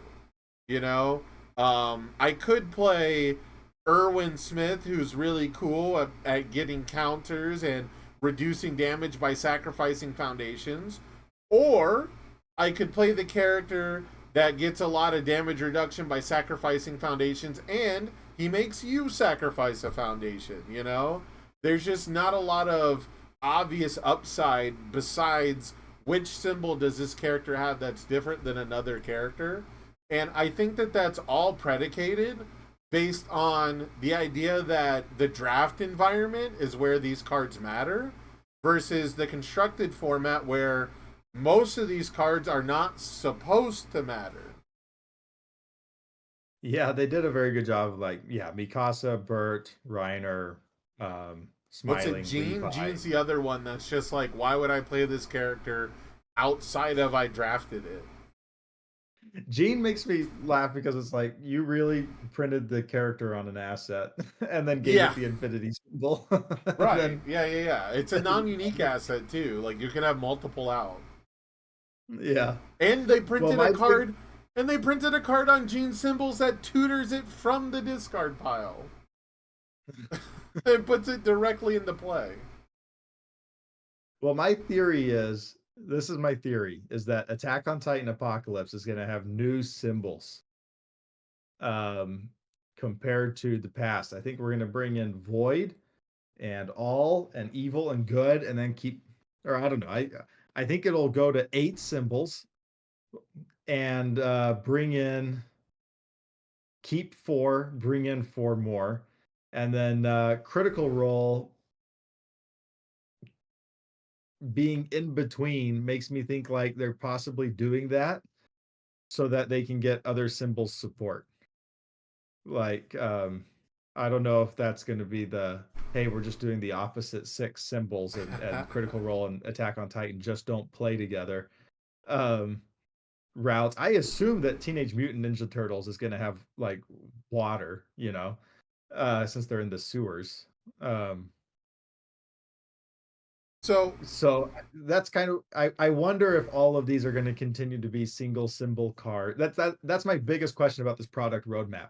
Are these single symbol cards? What symbols are each of these different worlds going to represent? And is Attack on Titan just going to be a continuation of sets 1 and 2 where we're having these 6 symbols, or are we going to flavor it up a little bit and add something? Even though that I get the argument that that throws off Spotlight if they add different symbols at the end.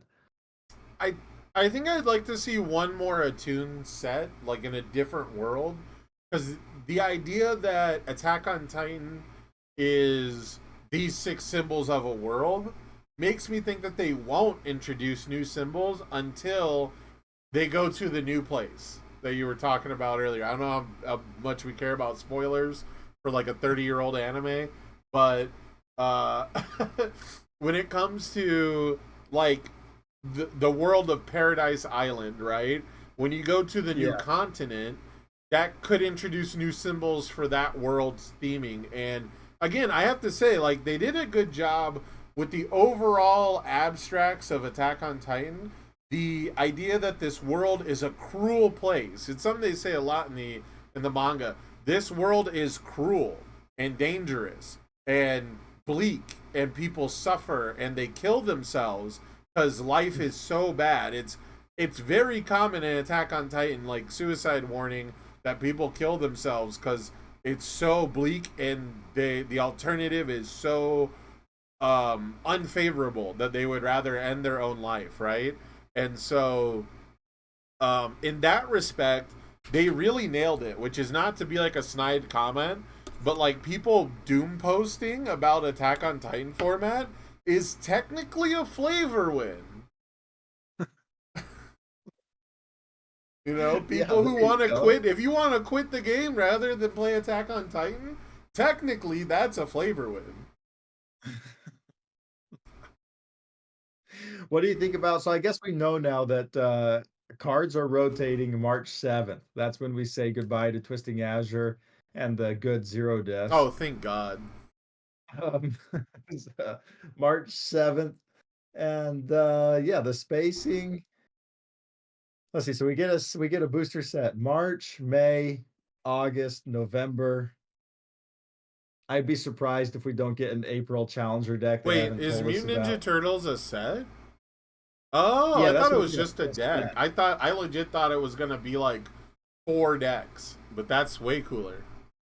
No, yeah, so we know all the 4 booster sets for next Yeah, year. The yeah. question is, how many more challenger decks are they gonna throw at us? I assume it's not only solo leveling and Street Fighter, and they made some mention of a few little surprises, which has people thinking we're getting a Stuart Little set. No, no way. Or No no, a way. Minions. Well, Yeah.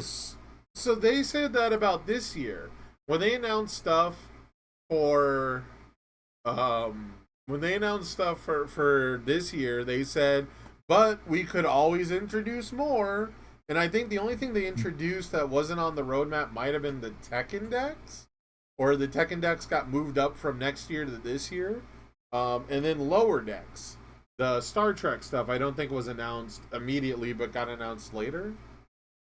Yeah, they announced this a sci-fi coming soon. And I am that's my biggest surprise of this roadmap is no Tekken. That we got Clash decks instead of Challenger decks.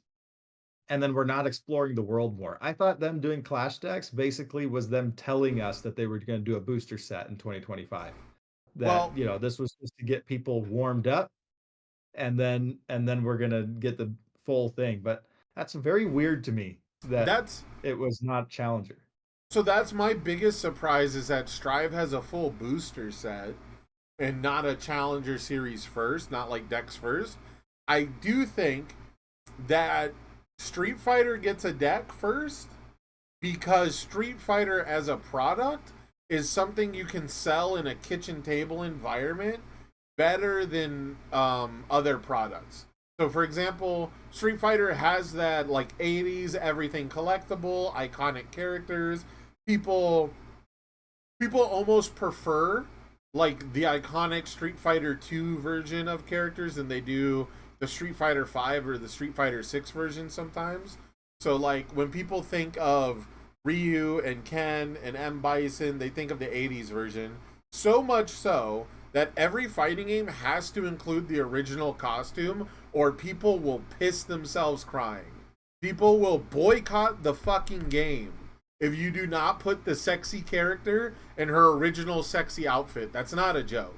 People literally took the King of Fighters game and said no mai, no buy because they left out the stupid sexy waifu character and they were not going to buy the game if she's not in it.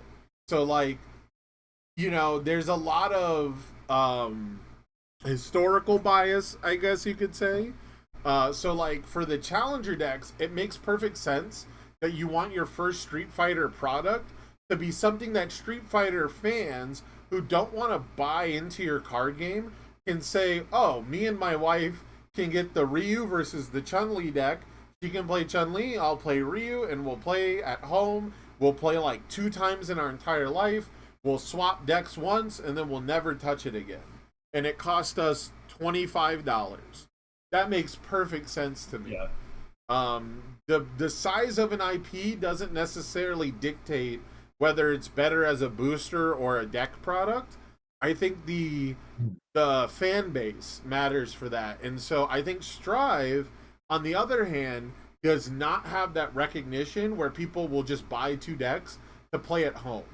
Because if if you were strolling through a card game shop and you saw a Ryu and a Chun-Li deck right next to each other, and right next to them was a Soul Bad Guy and an Elfelt deck, which one do you recognize?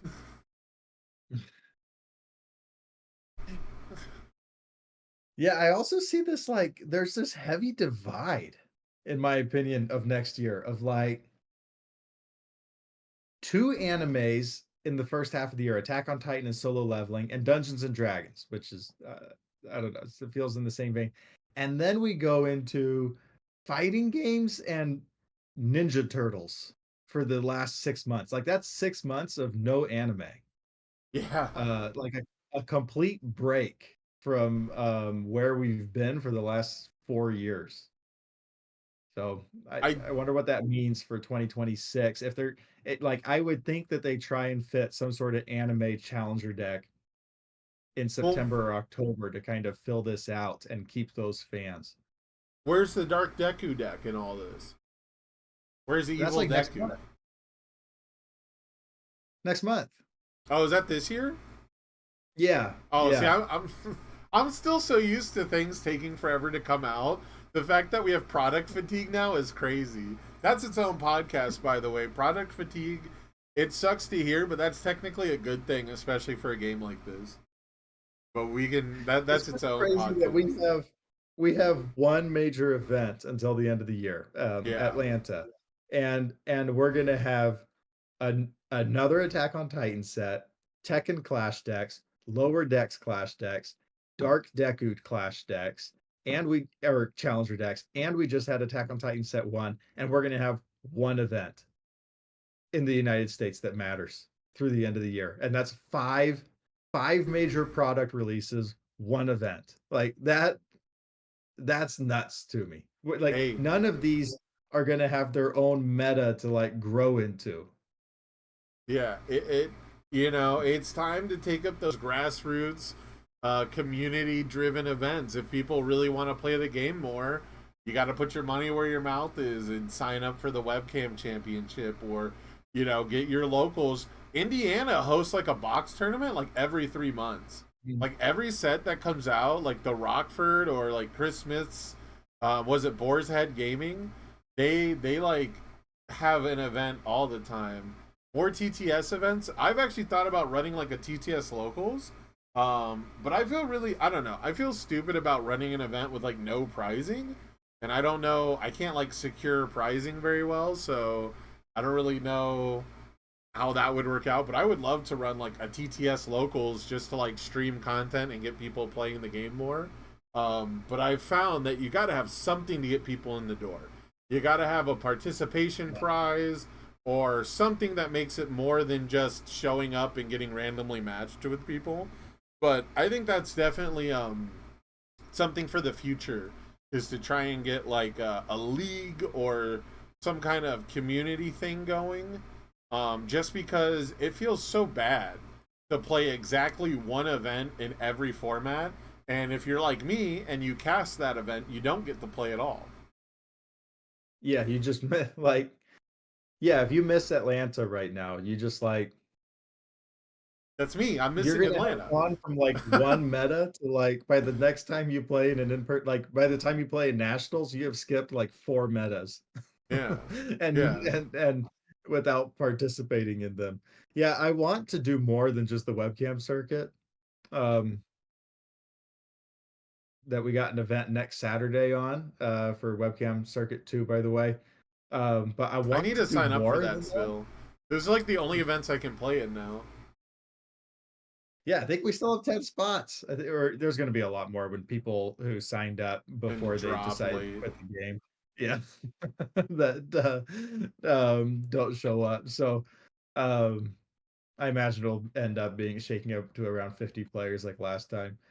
But I want to run more like spotlight of like MHA spotlight event, retro event, Attack on Titan spotlight event. But the bottom line is I just don't have the energy to do more than the webcam circuit All right, events.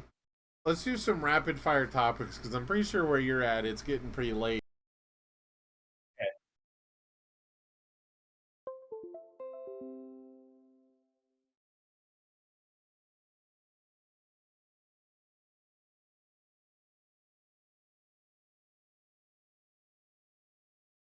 You're good on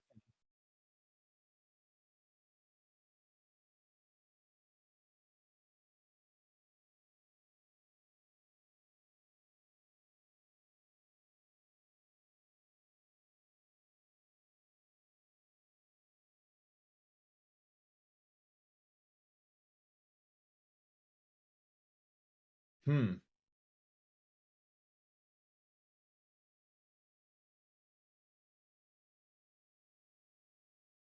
Yeah, we got no audio for us.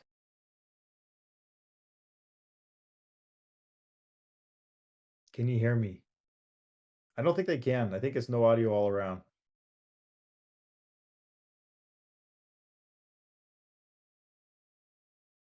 because they said y'all.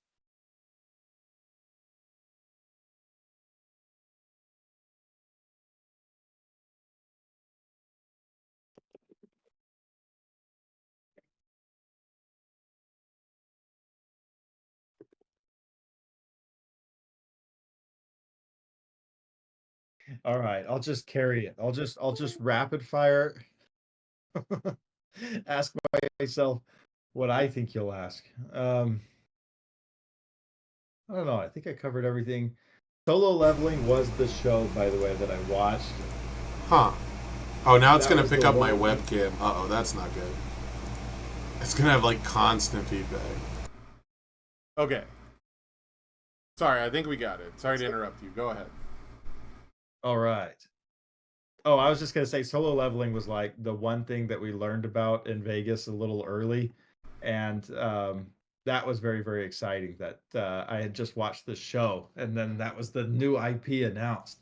And I think a challenger deck is perfect for that because I really don't know anybody beyond the main character that they So, would add in. So yeah. solo leveling is the one I'm most afraid of because I know nothing about it, and when I first like saw it, it looked like the anime isekai genre, which has just been like absolutely flooded with like garbage, shallow, put together. Like you said, like the good side of it is like I can just eat some candy, turn my brain off, relax, and like watch it before bed type of thing. But like the isekai genre has been like just oversaturated with um um like just like shallow action, no story kind of driven anime. And the only thing I've seen from solo leveling, which is very funny, was an article that said it has the potential to be the next Attack on Titan, which I don't have any context for what that could possibly mean, but it is an article that I saw. So I don't know if it's actually an isekai, but like there's an anime that's called like I put all my points in defense, and it's like a fantasy anime of like a girl who doesn't know how to build her character, so she just becomes unkillable because she puts all of her points in armor and stuff, and it's very cute, but it's like very shallow. It's like not very interesting. So that's what I'm No, that afraid was is. this. It was very much like I'll put all my points into muscles and then I'm level 7. Oh no, it's a level 8 monster. I'm gonna die. Oh wait, I dug deep into myself and now I beat it and now I'm level 8, and now it was very much like it was very much a I would not compare it to Attack on Titan. It was very much just a fun, enjoyable watch. Somehow it worked better than others. Because I've watched episode 1 of like a lot of those type of shows and then don't go on. But for some reason, like this one really stuck with me and I watched the whole thing. There's got to be an action called Arise. That's the last part of the thing. He gets this new cool power that I assume is going to be fleshed out, but where he's like well, I don't want to spoil it, but yeah, we're going to have Yeah. an action named Arise that's going to be super sick. So that's my prediction for that set. If they don't have a card named Arise, then they completely missed. Yeah, so the solo leveling is a little scary because I don't know like what genre it really is. All I know about it is that it's Korean and it's supposed to have like an edgy art style, which is very much like what the appeal for Attack on Titan was. But Attack on Titan and Isekai anime both have like a sort of unsavory online reputation. So I was kind of Hmm. afraid with Attack on Titan that we would get like the wrong crowd interested, but I don't think an intellectual property has gotten people into the game since My Hero, because My Hero was the one where they said, come play the My Hero card game, and they haven't done that with any other IP. So I don't think that that's actually like that big of a deal. What I Hmm. do want to talk about though, because I keep getting distracted, the one thing they said in the roadmap that has me really, got the gears turning wondering is it says it has with unique mechanics that allow you to level up your character and unlock new abilities. This deck adds a fresh twist to your universe's experience. So, they've had level up mechanics in Magic the Gathering. They've had level up mechanics in Pokemon with Evolution. They've had level up mechanics in Runeterra, the League of Legends card game, and I've seen a level up mechanic in the D&D card game or D&D inspired card game Warlord, but that was mostly just a card you could play. You could play the card level up and like level up and it like matter, like change different things about the game, but so I've seen level up mechanics in different card games, but I'm very curious what it will look like in universes. Do you think that there'll be like multiple levels, or do you think it'll just be like another transformed character? Yeah, I was looking for my I saved some cards from my childhood. I was looking for my Dragon Ball Z like Oh Vegeta, yeah, where they you had like go the up power on this level, right? Yeah, yeah.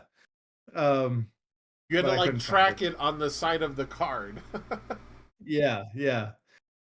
My thinking in solo leveling is that he adds he get the higher levels he goes, he gets to choose which stat he adds those points to, right? So Right. yeah, defense, offense, my smarts, my agility, like he gets to choose which thing. So I assume it'll be something like that, where he gets to like, but that could be pretty easily done with like some sort of counter mechanic.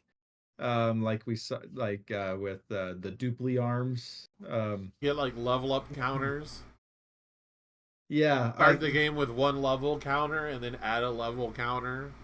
That's cool. Yeah, it's not gonna be like Transform or they wouldn't say that it's like unique mechanic. It's gonna be Hey something. man, I don't believe that. I think that they absolutely would make leveling up a transform flip character and then call it a unique mechanic because he flips in a new way. Like I card game companies will absolutely do Okay. that. I could see though, like, I don't know, I think they gotta put that, okay, you're putting your, where are you putting your stats? And so it would be kind of interesting, although what the dilemma there would be like, what if there's just one obvious way to do the character, Right. like, oh, if you do the intellectual stat, you're like, this is just so obviously better than adding it to your other stat. Like that would be a very, very difficult character to design and balance. Yeah, I would. In I think that the if I had to guess, I think the level up mechanic will be something very simple as far as like spend a momentum to add a level counter, but it'll be like once per turn. And if I had to guess, I think it'll be templated like magic level up cards. Magic level up cards are kind of depressing because they could be so much more. And I felt this way about a lot of different mechanics, like Gauge in Universes could have been way more interesting than just deals damage. The transform abilities in Attack on Titan are kind of lame, in my opinion. They're very much just maybe do a thing, and then if you have nine or if a player has nine or more transform, right? They're very bland and basic, and I'm always looking for something more involved, but I'm an indentured player, right? So I think that the level up mechanic will be the text box has three abilities, and you have level one, which you start with, and whether it's adding a counter or spending a momentum and just saying I'm level two now and tracking that. I think once you hit level two, you'll just get a second ability, and once you hit level three, you'll just get a third ability. And if the game is cool, if the design is cool, then I think he should start as a 538 or 535. And then when he levels up, he gets plus one hand size. And then when you level up, you get plus one hand size. So you'll go from a five hander to a six hander to a seven hander. But that might be that might be hard to design if it's not based on health loss. Because, like, the balancing factor with Cement Toss was like you had to build a bunch of foundations to get it, and your opponent had ample opportunity to make your health match your hand size, basically. If it's something like Yeah. spending momentum, they might not get that chance. Yeah, that would be interesting. Um, then it just feels bad if you get locked out and you're just level one for forever. Like I feel like that's kind of Right. why they went with the Attack on Titan transforming being so arbitrary. being like, okay, surely you can get to 8 foundation, you can get to 8, or just like if any player has 9 foundations, just basically we're saying turn 3, you should be your new person, you Hey, should be your Titan side. all my games I've won as Aaron Yeager, I've won as untransformed Aaron Yeager. So Yeah, that was my big thing with Bert of like, this character's gotta be crazy, but man, I kind of suck on my human side. yeah. Uh, I've Well, got and to Bert's get to got that. like the most conditional flip too. So, but that's the big thing is the solo leveling challenger decks is going to be an opportunity for them to introduce like a brand new mechanic without devoting like a whole set of support to it and see if it really works out. So I wouldn't be surprised if in the future their really ambitious new mechanics are debuted in challenger decks and they see if it works there and see the reception there. And then if that works, put it into like a full booster set because the level up mechanic technically goes really good with Dungeons and Dragons. One of the most exciting things you can do in Dungeons and Dragons is level up your character. And the most exciting thing from Critical Role is it says it features more than 20 highly requested characters. That is a ridiculous amount of characters. There's no shot this is not a 300 card set. No, they said they wouldn't do that again. They didn't say that. They said they were going to do it if we were going to spend a lot of time in a new world. They said they weren't going to do it this like for the rest of Mhm. this year. Maybe. 20 I mean, it would be, characters, David? that's how much. I don't know. Yeah, yeah. I guess that's a How many lot. characters were in Attack on Titan? If it's exactly 20, It was 20. is It it was exactly exactly 20. 20? It's 24. Oh wait, Well, does that's that include including the flip Challenger cards? and no, that's including Challenger and Clash. Okay, so yeah, 20 in the set plus and there's no challenger. They already got the challenger series for Critical Role. I don't know, bro. It's looking like another 300 card set. People are I gonna could want to see them draft doing. Critical Role. I'll be honest. I could see them doing a 300 card set for Critical Role if it was the opposite 6 symbols as Attack on Titan. If it was Void, Water, All, Evil, Good, and That's Earth, fair. then I I could don't think see them that's gonna doing it happen. just to catch everybody up a little bit, and then including like those symbols a little more maybe in teenage. My my kind of my take on Teenage Mutant Ninja Turtles is that it's going to be a smaller set than normal. Yeah, I I also can see yeah. that being like because I just don't understand how many characters you can make there. Like you've got your core, you got your 4 turtles, you got your like sensei guy, throw in a couple villains. All right, so I can see like 8 characters. But again, I don't know the IP too well. I could see that like they were talking about mini sets in Bill Stark's article. So I could see that being like a 100 card set. The most exciting thing from Attack on Titan Apocalypse that has been announced is something that I genuinely believe, and this is coming from a guy who thought that screenshots were really cool in the early 2000s playing card games. I genuinely thought that getting like parts of the show that I'm familiar with was fucking sick. So like when I used to play Pokemon, it would be like this weird 3D generated art. It'd be like pastel watercolors. All the visuals didn't really match. And then I would look at like Dragon Ball Z, like Score Dragon Ball Z, and go, well, that's a famous scene from the anime I like. You know, these are scenes from the show I watch every week. And I thought that was cool. As an adult, and having played more card games, the fact that Attack on Titan Apocalypse is featuring exclusive custom art created just for Attack on Titan Apocalypse is probably the hypest thing in this entire roadmap because it means that they are spending the budget to go get exclusive artwork that you talked about collectors. If I'm a collector of Attack on Titan, I want exclusive things I can't get anywhere else. And exclusive art is one of the best ways to do that. Yeah, I'm here for exclusive art is also why I'm excited for Critical Role. Like, I just thought the Critical Role decks had the it factor. Um, That's a good like point. yeah, the Godzilla had the it factor and the like the collectability-ness that everybody wants Godzilla, Yeah. but That the Critical Godzilla Role fans had it have in been this, collecting Godzilla for 40 years. More than that. 50. yeah, yeah. So yeah, I'm very here for both of those things. Each card is a piece of art, and personally, like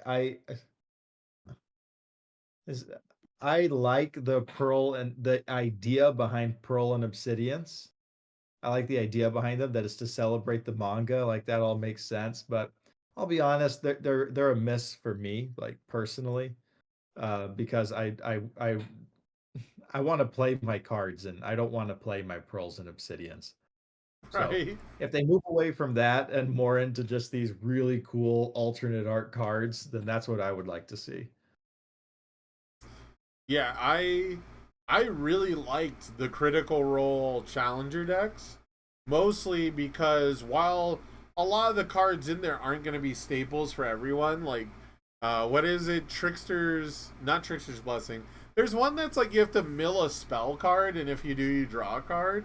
That's like never going to be the best draw a card option for you, pretty much, unless your deck is, 50 plus spells. But it's like every card in the deck is like a new art. It's not something I've seen before. It's made by someone who clearly knows the characters. It looks like they're all done by the same person too, so there's like a cohesive art theme. I could be wrong on that part, but like there's definitely a cohesion to the art style. It all looks like it's from the same world. All of it is like beautiful and action packed. I could break down like my novice understanding of art, but like they all look super good. They all look clean.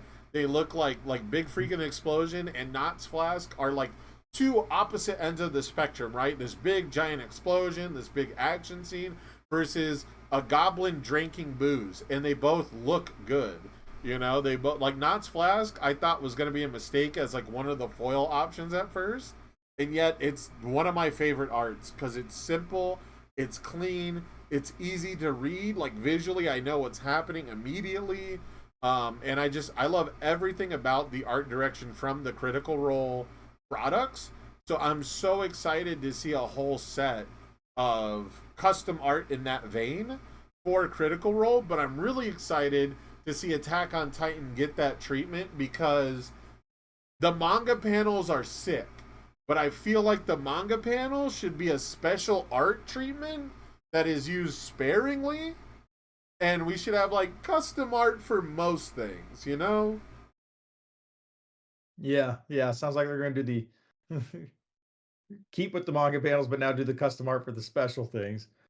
Yeah, and But then I also think that the manga panels supposedly they get better, and I guess you can attest to that if you've been reading the manga that they get better and better.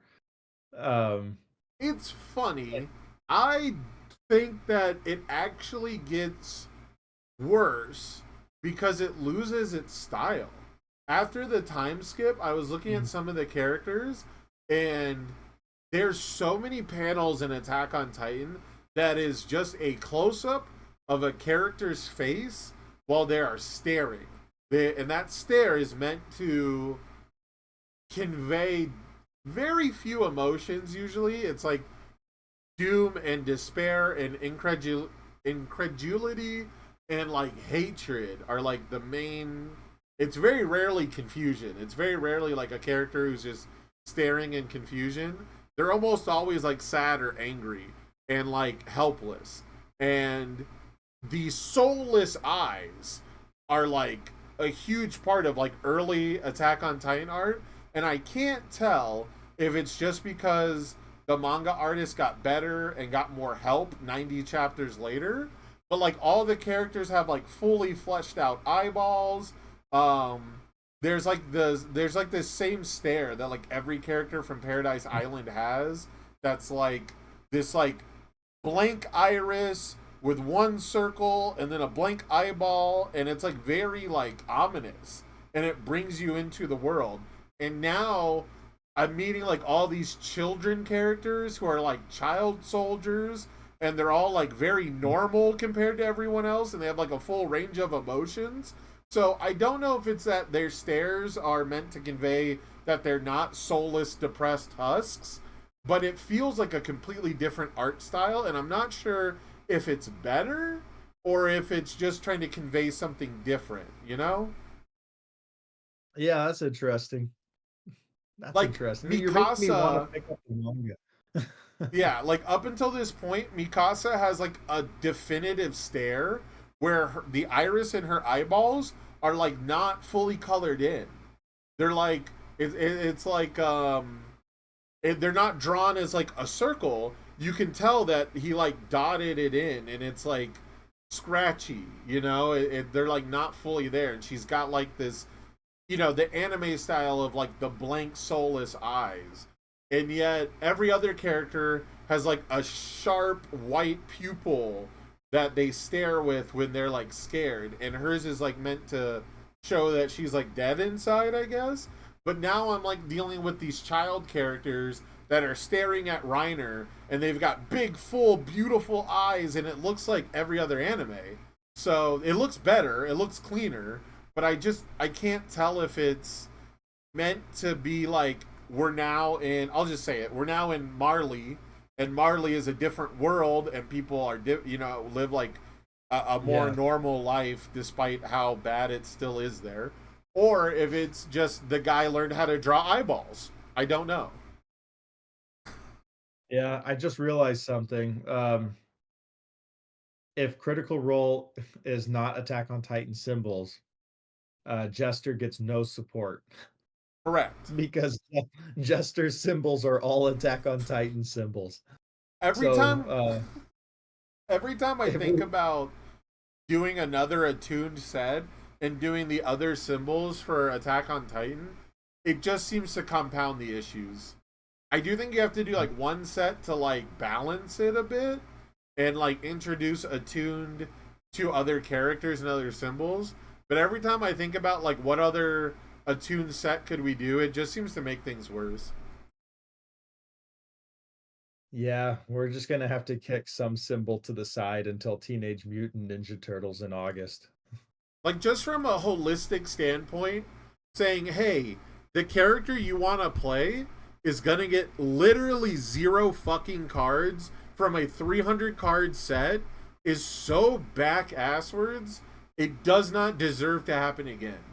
It just shouldn't happen anymore. It doesn't make sense. It was a neat idea, but you have to do simultaneous releases. That's my opinion. You have to do, like, here's the Attack on Titan 6 symbols. We're going to Vox Machina. Here's the other 6 symbols, like, right now. Otherwise, it's just like, Pokemon. Yeah. yeah, You otherwise can catch we're, Tauros on red. On blue, you can catch a Lapras or something. well, and like, the idea comes from Magic, right? Where they have 5 colors, not 12. And the way that you express the the way that you express the worlds that they live in is all the worlds for the most part have all 5 colors, and some are more dominant than others.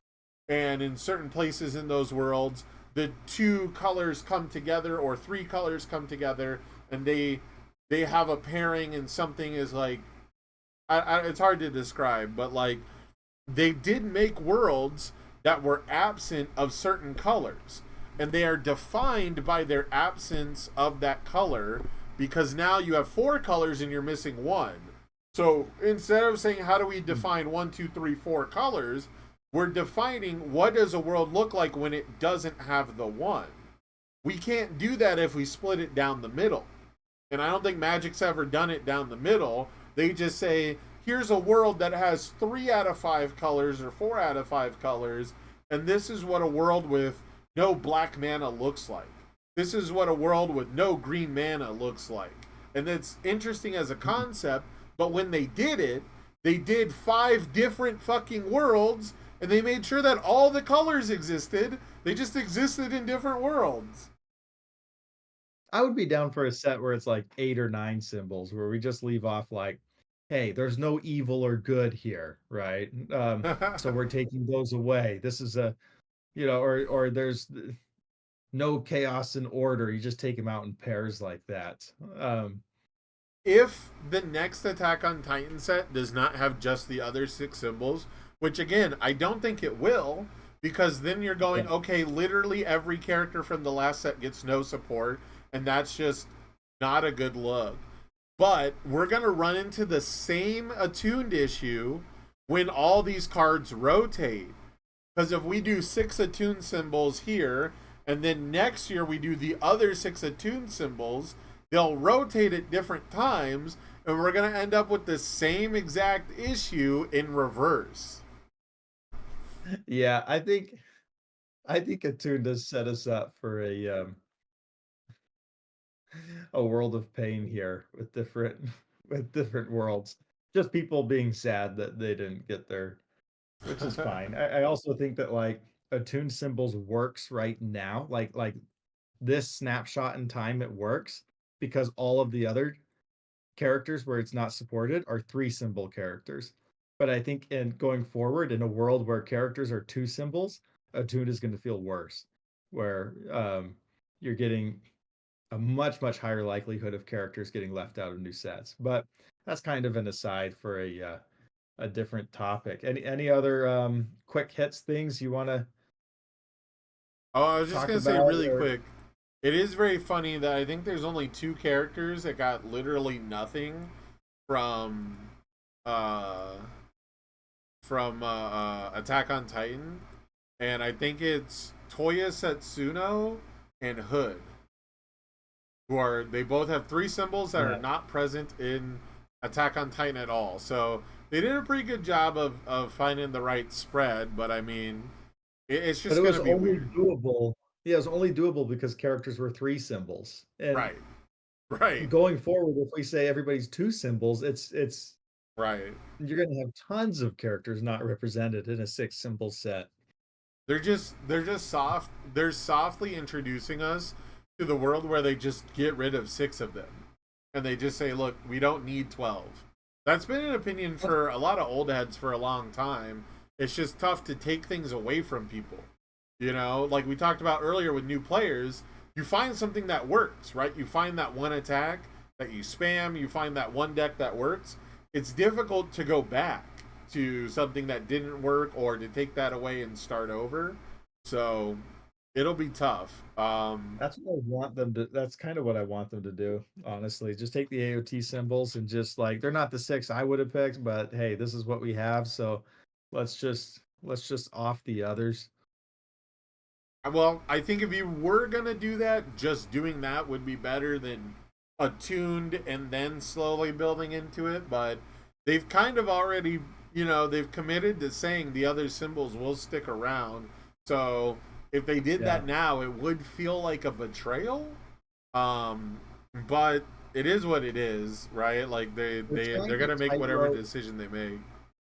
Yeah, they're trying to tightrope like they're trying to like do like all sorts of new things, but also like not do them too much to where current players get upset. They so they have to say that they're going to support all 12 because it's too scared of the backlash that would come from taking them Yeah. out. Street Fighter 6 we talked about being a challenger series, I think mostly for the market that they're aiming for is people who are going to buy both decks and just go, "Hey, this is neat. We get to play probably Ryu and Ken versus Chun-Li and Juri." If I had to guess, that just is the most obvious answers. I don't know Sounds what like a characters problem. they'll actually pick. Street Fighter puts Yeah. a new they put like a new main character in every game and they're never popular because they're not Ryu and Ken and they're not Chun Li. The only characters that have gotten really popular are the sexy women that are mean to you. Those are always the most popular new characters. Are just mean ladies. Um, so Jury is a mean lady who's been really popular that I expect to see stick around for a while. But there's nothing really telling about the article. It just says we're revisiting our roots. You'll get a classic, punch combo that will knock your opponents out cold. Classic But brawling now we're getting action. combos. We've like I feel like combo has not been explored since Eraserhead 2. Kind of. It's because combo has an inherent design risk to it where combo attacks have to be both the starting attack and the combo attack. And Eraserhead 2 did an okay job of that, but I think those attacks really expose where combo as a design philosophy stutters, because all those cards are really good if you combo them and barely playable if you don't. And they were designed with the intention to be played without being comboed, because they all have a useful enhance without it, except like the one that ignores progressive, which is the only one people really played. So Yeah. See that back. yeah, I Yeah, I wouldn't don't be see any surprised. other. Oh, go ahead. Oh no, I was just gonna say I don't see any other major things in the small text. Yeah, I do think that using the combo keyword liberally in Street Fighter is a good way to like signal to fighting game players like, hey, this is a product for you, because it makes sense if you have, because that's one of the things that hooked me was I played the demo game and then someone helped me build a Terry Bogard deck, and I was like, "Oh, I play King of Fighters. It's normal to do Power Wave into Burn Knuckle into the super move, like I didn't actually own the super moves, but Buster Wolf was like an ultra rare and Trini Geyser is like still a $200 card or some shit, so I didn't own those. But the point was, I was like, I've done this in the video game and now I'm doing it in the card game, and it clicked. It really clicked. The Street Fighter set that we got in 2016 didn't click that way, the way that the King of Fighters ones did. Part of that's because in King of Fighters you string together special moves, and in Street Fighter you don't normally do that. However, Street Fighter 6 is one of the first Street Fighter games where you do chain together special moves, and it's very King of Fighters inspired. So it'll be really cool to see how they can get that translated into the challenger decks. But as far as right now goes, there's nothing super special about Street Fighter. We're just gonna have to wait and see. The Uh, return of Punch. Punch has just been forgotten. Good. It should. My Hero ruined the No, punch keyword for me. you guys. Yeah, everybody hates on punches now, but like in Attack on Titan, we got 4 punches. Good. Nobody No, that's punches in that anime. The so only people now who get punches punched in that anime are children. So, uh, Te- finally make a comeback here and get away from weapons. Teenage Mutant Ninja Turtles. The most interesting thing about its excerpt is you get a booster and a starter deck, which that was pretty normal for a while there, but we kind of got away from that with a lot of these new announcements.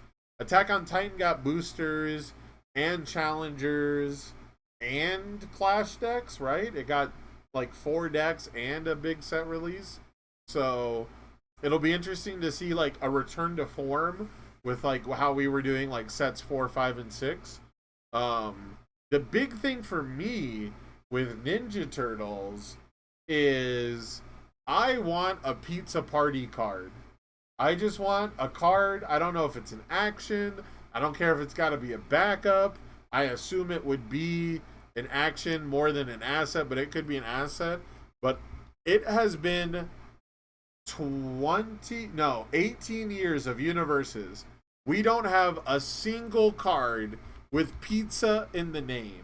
And that, my friends, is a problem that we have to rectify. There's no, I mean, we didn't have a single card with potato in its name. We have potato, but we don't have Yeah. pizza. We need pizza in this game, and I'm excited for just a card titled Pizza Party, and it's just like a 5 difficulty action, and everybody draws a card.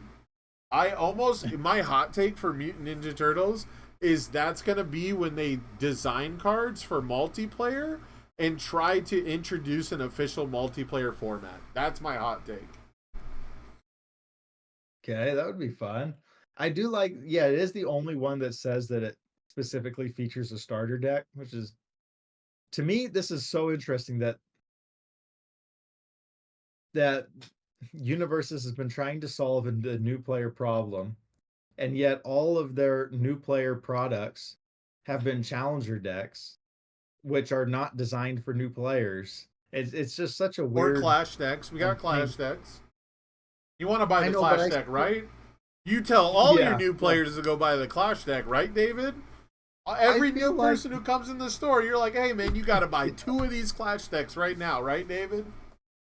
yeah, 100%. And then you can add their healths together if you get Hey, two. one of them's a backup for the other. Yeah.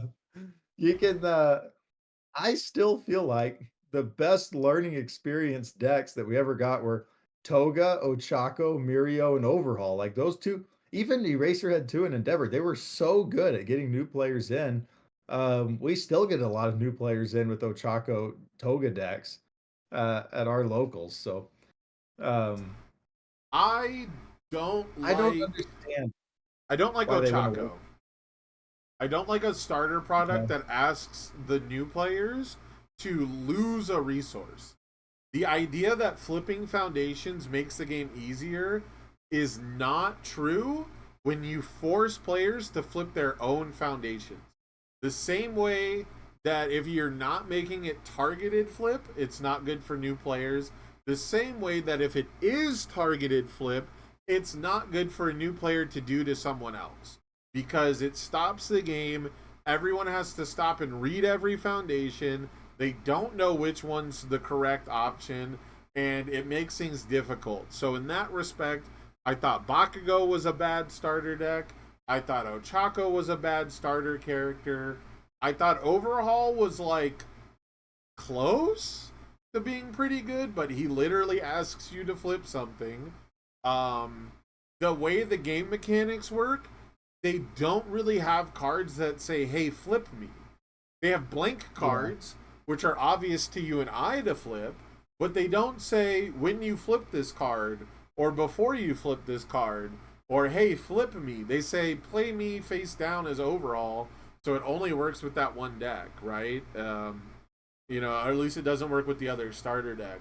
Mirio is a great example. Mirio just tells you pick a zone, get a damage Right. bonus, and you'll learn eventually that which zone to pick where and like why you would pick the same zone and his defensive ability is super obvious and really good. But I don't like any of the starter product that tells a player to identify which of your foundations are the worst and then lose it. Yeah, that's a good take. Toga 3 and Mirio, I suppose, are very, very good in that sense. Like Toga 3, hey, I'm just stunning.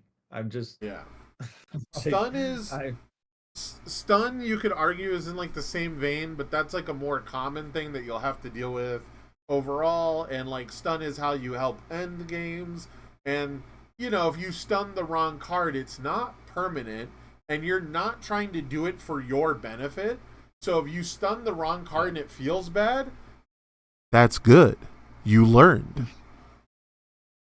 You learned the game. Like if your opponent's doing it to you and it feels bad, that's a good thing because you're learning the game. If you do something to yourself and it feels bad, you probably don't even know that it was bad and you didn't learn because you flipped the fucking card face down and you don't know that it was the wrong option when you did it. You know what I mean? Like it's so hard to look back and go, "Oh, I flipped my damage bonus that I needed to win." I don't like those starter products, but it is very interesting. I think this is the first time they've used the phrase starter deck Instead of Clash deck. instead of clash deck. Yeah. They usually don't use starter as a term, I don't believe. That's true, and that is something that we see two challenger decks placed at 6 months apart. January and July, right? So month one, month seven. Um, I think you might be right that maybe this is it. Maybe it really is just four booster sets, two challengers. It's a Um, lot of product. yeah, yeah. It's just, I mean, it's not close to the. I mean, we got like 10 challengers this year, right? It Or like also 8 to says 10. starter deck singular, which is very interesting because I don't even know. Is it, like you have to start thinking like, okay, well, which Yeah, character is it? and Is starter it all deck. four turtles in one starter deck? That doesn't sound right. Are you gonna ship a Master Splinter starter deck by itself with no product to pit against it? Hmm. Normally, with starter decks and like introductory products, a big appeal is you get to sell two decks, for that kitchen table experience. People are big fans of Ninja Turtles, are gonna look at their significant other, and they're probably not gonna both buy a Splinter deck and play Master Splinter versus Master Splinter. You're not going to want to play Shredder versus Shredder. You're going to want to play Shredder versus the Turtles. So, might be reading too much into it being singular instead of plural, but it does imply that it's one deck with a booster release. Yeah, I mean, it says with a booster release and starter deck. I do think you could Yeah, make a character card that is all four turtles, and you could just call it the Teenage Mutant Ninja Turtles as like the character card, and it's like a group of them on one card. that's a Power Rangers card. They've done like tag teams, right? They've done Asimov and Katarina. They did Ed and Ein. I think they've done one other like two characters together, Mhm. like and let me look. Let me just search the and symbol in in Ultra with characters. No, it's just those two times. But so in Bebop they had two team up characters. So it could be something like that. That would be cool. Yeah. Yeah, Ninja Turtles. You got So the last one we've got on the list is Guilty Gear Strive. And what they say with Strive is that it's compact yet impactful. This booster set is designed to electrify your gameplay with some of the most visually stunning and powerful fighters in the universe. It's the perfect way to round out your year with a burst of adrenaline and excitement. So I'm assuming this is going to be like 150 cards, right? We're saying yeah, compact. maybe yeah, this is gonna be the small set then and not Ninja Turtles. This is going to be a Yeah, 'cause small what? set with broken characters. Yeah, and it says give a burst of adrenaline and excitement. Which definitely makes it seem like, hey, we're not here for a long time. Just I think probably what happened is it started as a Challenger series product, and then they wanted to do too many characters, and then it, I don't know, grew Yeah. into something bigger um, than it was. Maybe they struggled getting their last booster set IP for the year, and so they took the Challenger deck and just expanded on it a little bit because that is kind of a Guilty Gear is the one of the four booster sets that like kind of stands out as like not living up as much to, in my opinion, It's Ninja Turtles, Attack on Titan, and Critical Role. it's definitely the most niche. It is the most Yeah, niche, however you say it. It is the most niche product, almost certainly. And Guilty Gear Strive did a lot in the fighting game space. I can't say I can't really speak outside of fighting games because I'm so far in it, right? Like my YouTube recommendations, the content creators I follow, like it's gonna come to me. But Guilty Gear went in the fighting game community from being like this iconic, visually distinct, everyone knows what it looks like, but no one has played it game, to one of the main stage, most signed up for games at EVO, the World Championship for fighting games. It went from like being a main stage game with the least participants just because it's such an oddball weird game and it's so like visually different to get people to watch it, to being like the third most represented game, you know, like just behind Tekken and Street Fighter. And a lot of that has been their onboarding process of making the game easier to play. People have been mad because they dumbed it down. If this sounds at all familiar to 2022 universes, let me know. You know, where they made the game like more streamlined and you know, combos are more obvious and more easy. The way that you interact with the system mechanics is less arcane. Like there's so much stuff in Guilty Gear, like the old Guilty Gear games, that if you don't know about, you'll never find out by just playing the game. You'll have to have someone tell you how this works, and that's like, you know, an archaic old video game kind of mentality. So like Strive made a huge wave when it came out because the soundtrack is hype, the character designs are so bold and visually distinct.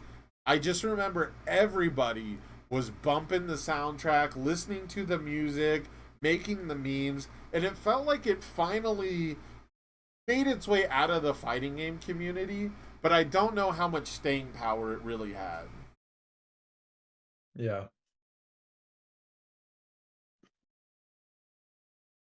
You know, I was really excited to see like, you know, other people referencing Guilty Gear and like, you know, referencing the memes and the songs and things like that. Guilty Gear Strive also dropped around the same time that My Hero did. So it was very much like, it's very funny. Like listening to the soundtrack is very nostalgic for me for like that first year of making videos and becoming like a content creator for the game, because I was very much like all about Guilty Gear Strive in 2021. It was the game I watched the most, despite having never played it, because even though I like fighting games, they're so difficult. They are that difficult that devoting time to more than one is really hard. You know, I've played Tekken 7, I've played Street Fighter 5 and 6, and I only ever play one game at a time. When it comes to card games, I only ever focus on one at a time, and I can play the others, you know, for free with online tools, but I don't have to invest time to like learn the game. I can jump into Magic Arena right now and just play the game, you know, and like know how things work. And I'm not like an expert, and I'm not going to climb to mythic ranked status or anything, but like I'm not going to get my ass beat without knowing what's going on. So it is kind of weird to see Guilty Gear Strive make it into universes when for that first year of universes I was like obsessed with everything Strive except playing it. You're kind of selling me on jumping in. It's a little more beginner friendly. All right, I can So play some of that. And the I should say a hard part for me with fighting games is I don't do the practice mode. I don't like to play against the computer. And so I genuinely make it harder for myself, and I admit that. You know what I mean? Like I don't go into it thinking, why am I not good? I'm playing against other people. But like if you spend like, I don't know, hours, 1 to 10 hours fighting the computer and like actually practicing, you'll do a lot better than I do. I just don't like to practice. So when I plateau at like a certain level, I'm okay with it. You know what I mean? yeah, yeah, it's a lot harder just to learn your combos against those when you really want to. That's me with Rocket League right there. I Oh will my never god. ever practice. I Holy just want shit. to play. Talk about a game I can't play. How many I can actually look this up. How many hours do I have on Rocket League and I can't do a damn thing in that game? Holy shit. I love that. I love that just to spam the what a save button every time I score, and then Oh, so you're I'm toxic. probably So you're I'm admitting to probably being dunking on toxic. yeah, I'm probably dunking on like a 12-year-old That's year old playing the game who's better than me. that's so funny because I have gone to the practice mode in Rocket League. One of the only times I've ever gone to a practice mode in any video game, and because I'm so my thing is the training mode in fighting games doesn't help me because just doing a combo on a dummy doesn't help you translate it into the actual gameplay, right? Like your opponent's Yeah. not going to let you walk up and just hit them. You have to react. You have to recognize it in the moment, and I have bad reactions. So like I'm just committed. I'll do my full combo, and if you block it and I'm like way like I'm wide open, I'm wide open. Fuck it, you know? I still have a more than 50% win rate playing that way, so I don't give a shit, you know? I don't care if I don't climb any higher than platinum.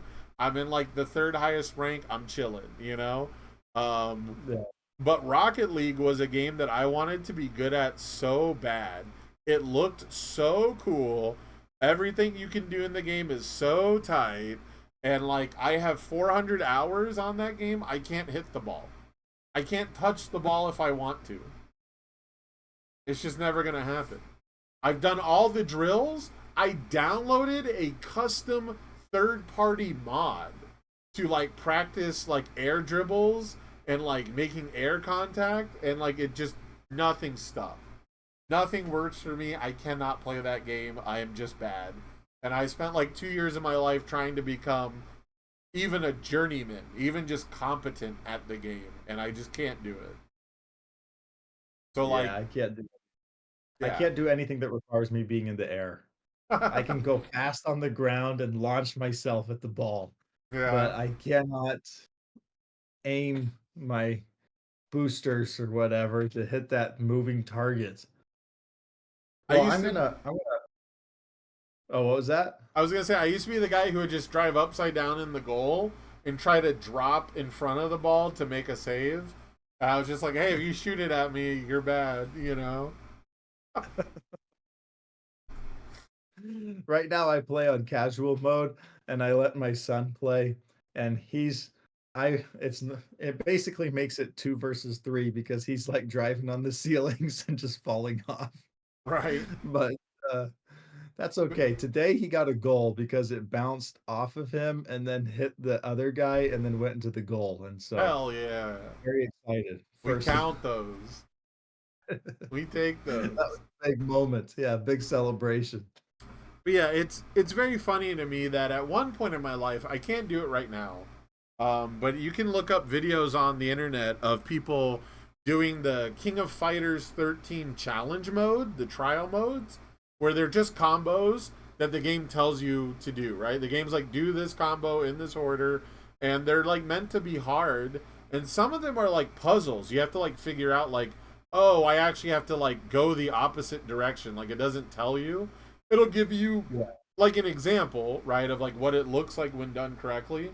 But some of them are like puzzles to figure out like which direction do I do this input. And I could do those. I practiced and I could do those rope combos against a dummy that a lot of like pro fighting game players struggle with because I just spent that much time with King of Fighters.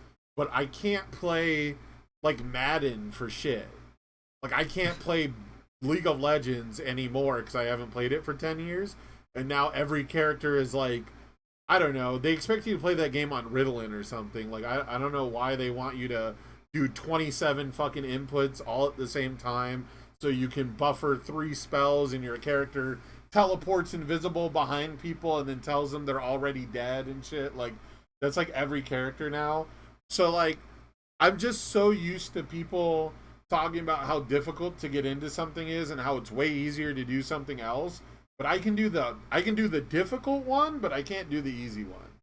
So like I think it's just all what you kind of devote your time with. And so I don't know, we've kind of come full circle now with the whole conversation of we've got these new sets. We talked about the roadmap. We talked about casual universes and getting people to play casual universes. I think we've kind of spun our wheels tonight. I think we're out of gas. Yeah, I think there's a good chance I'll fall asleep just right here, just live. If we if we go Yeah, I 10 don't more know. Something minutes. about the live energy just kept me going tonight. But um, it Well, was let me definitely a little all over the place.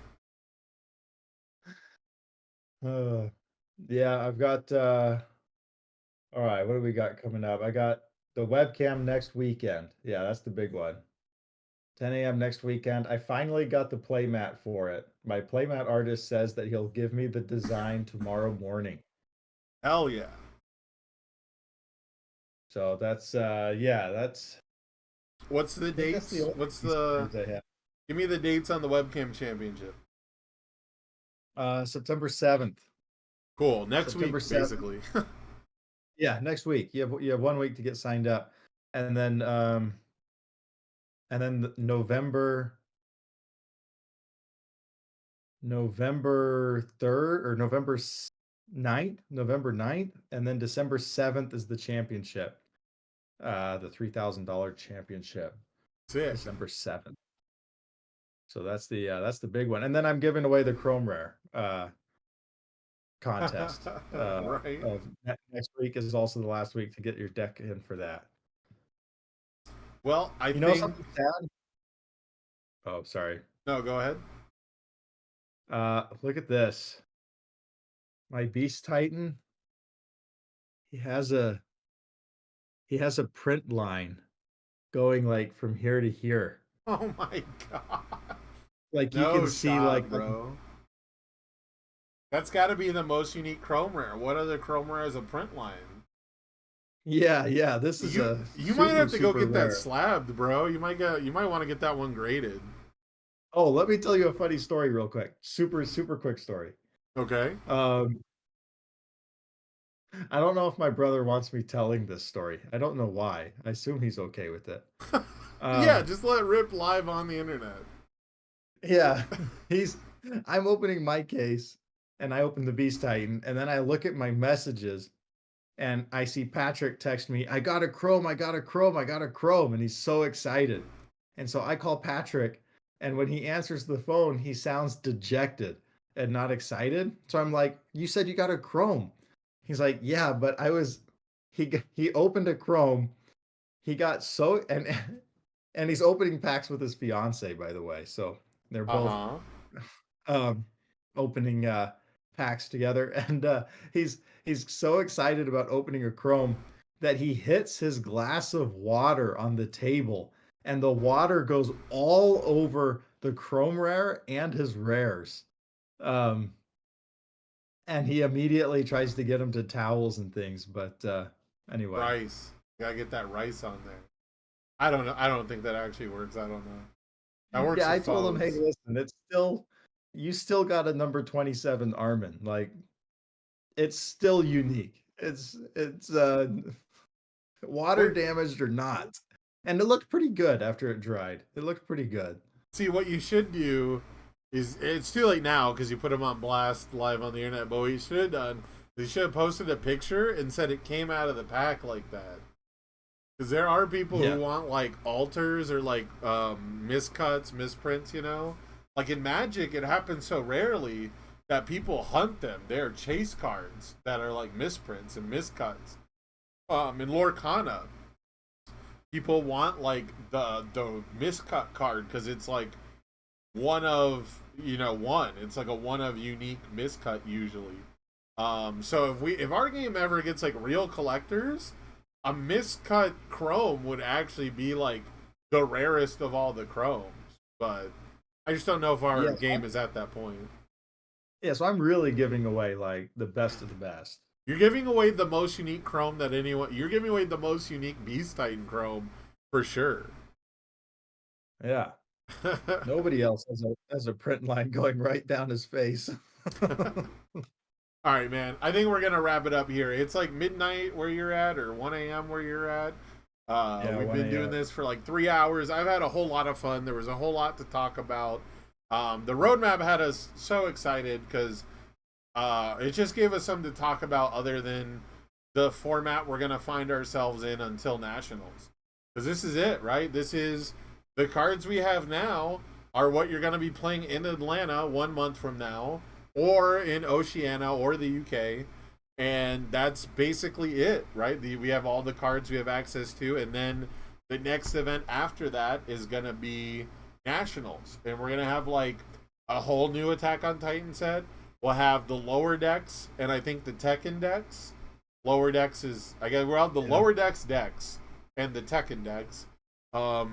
And that's pretty much going to be your nationals format, right? It's going to be totally different. So it'll be very interesting to see. I'm excited for Atlanta. Are you excited for Atlanta? Oh yeah, I'll be Gonna going. win Atlanta?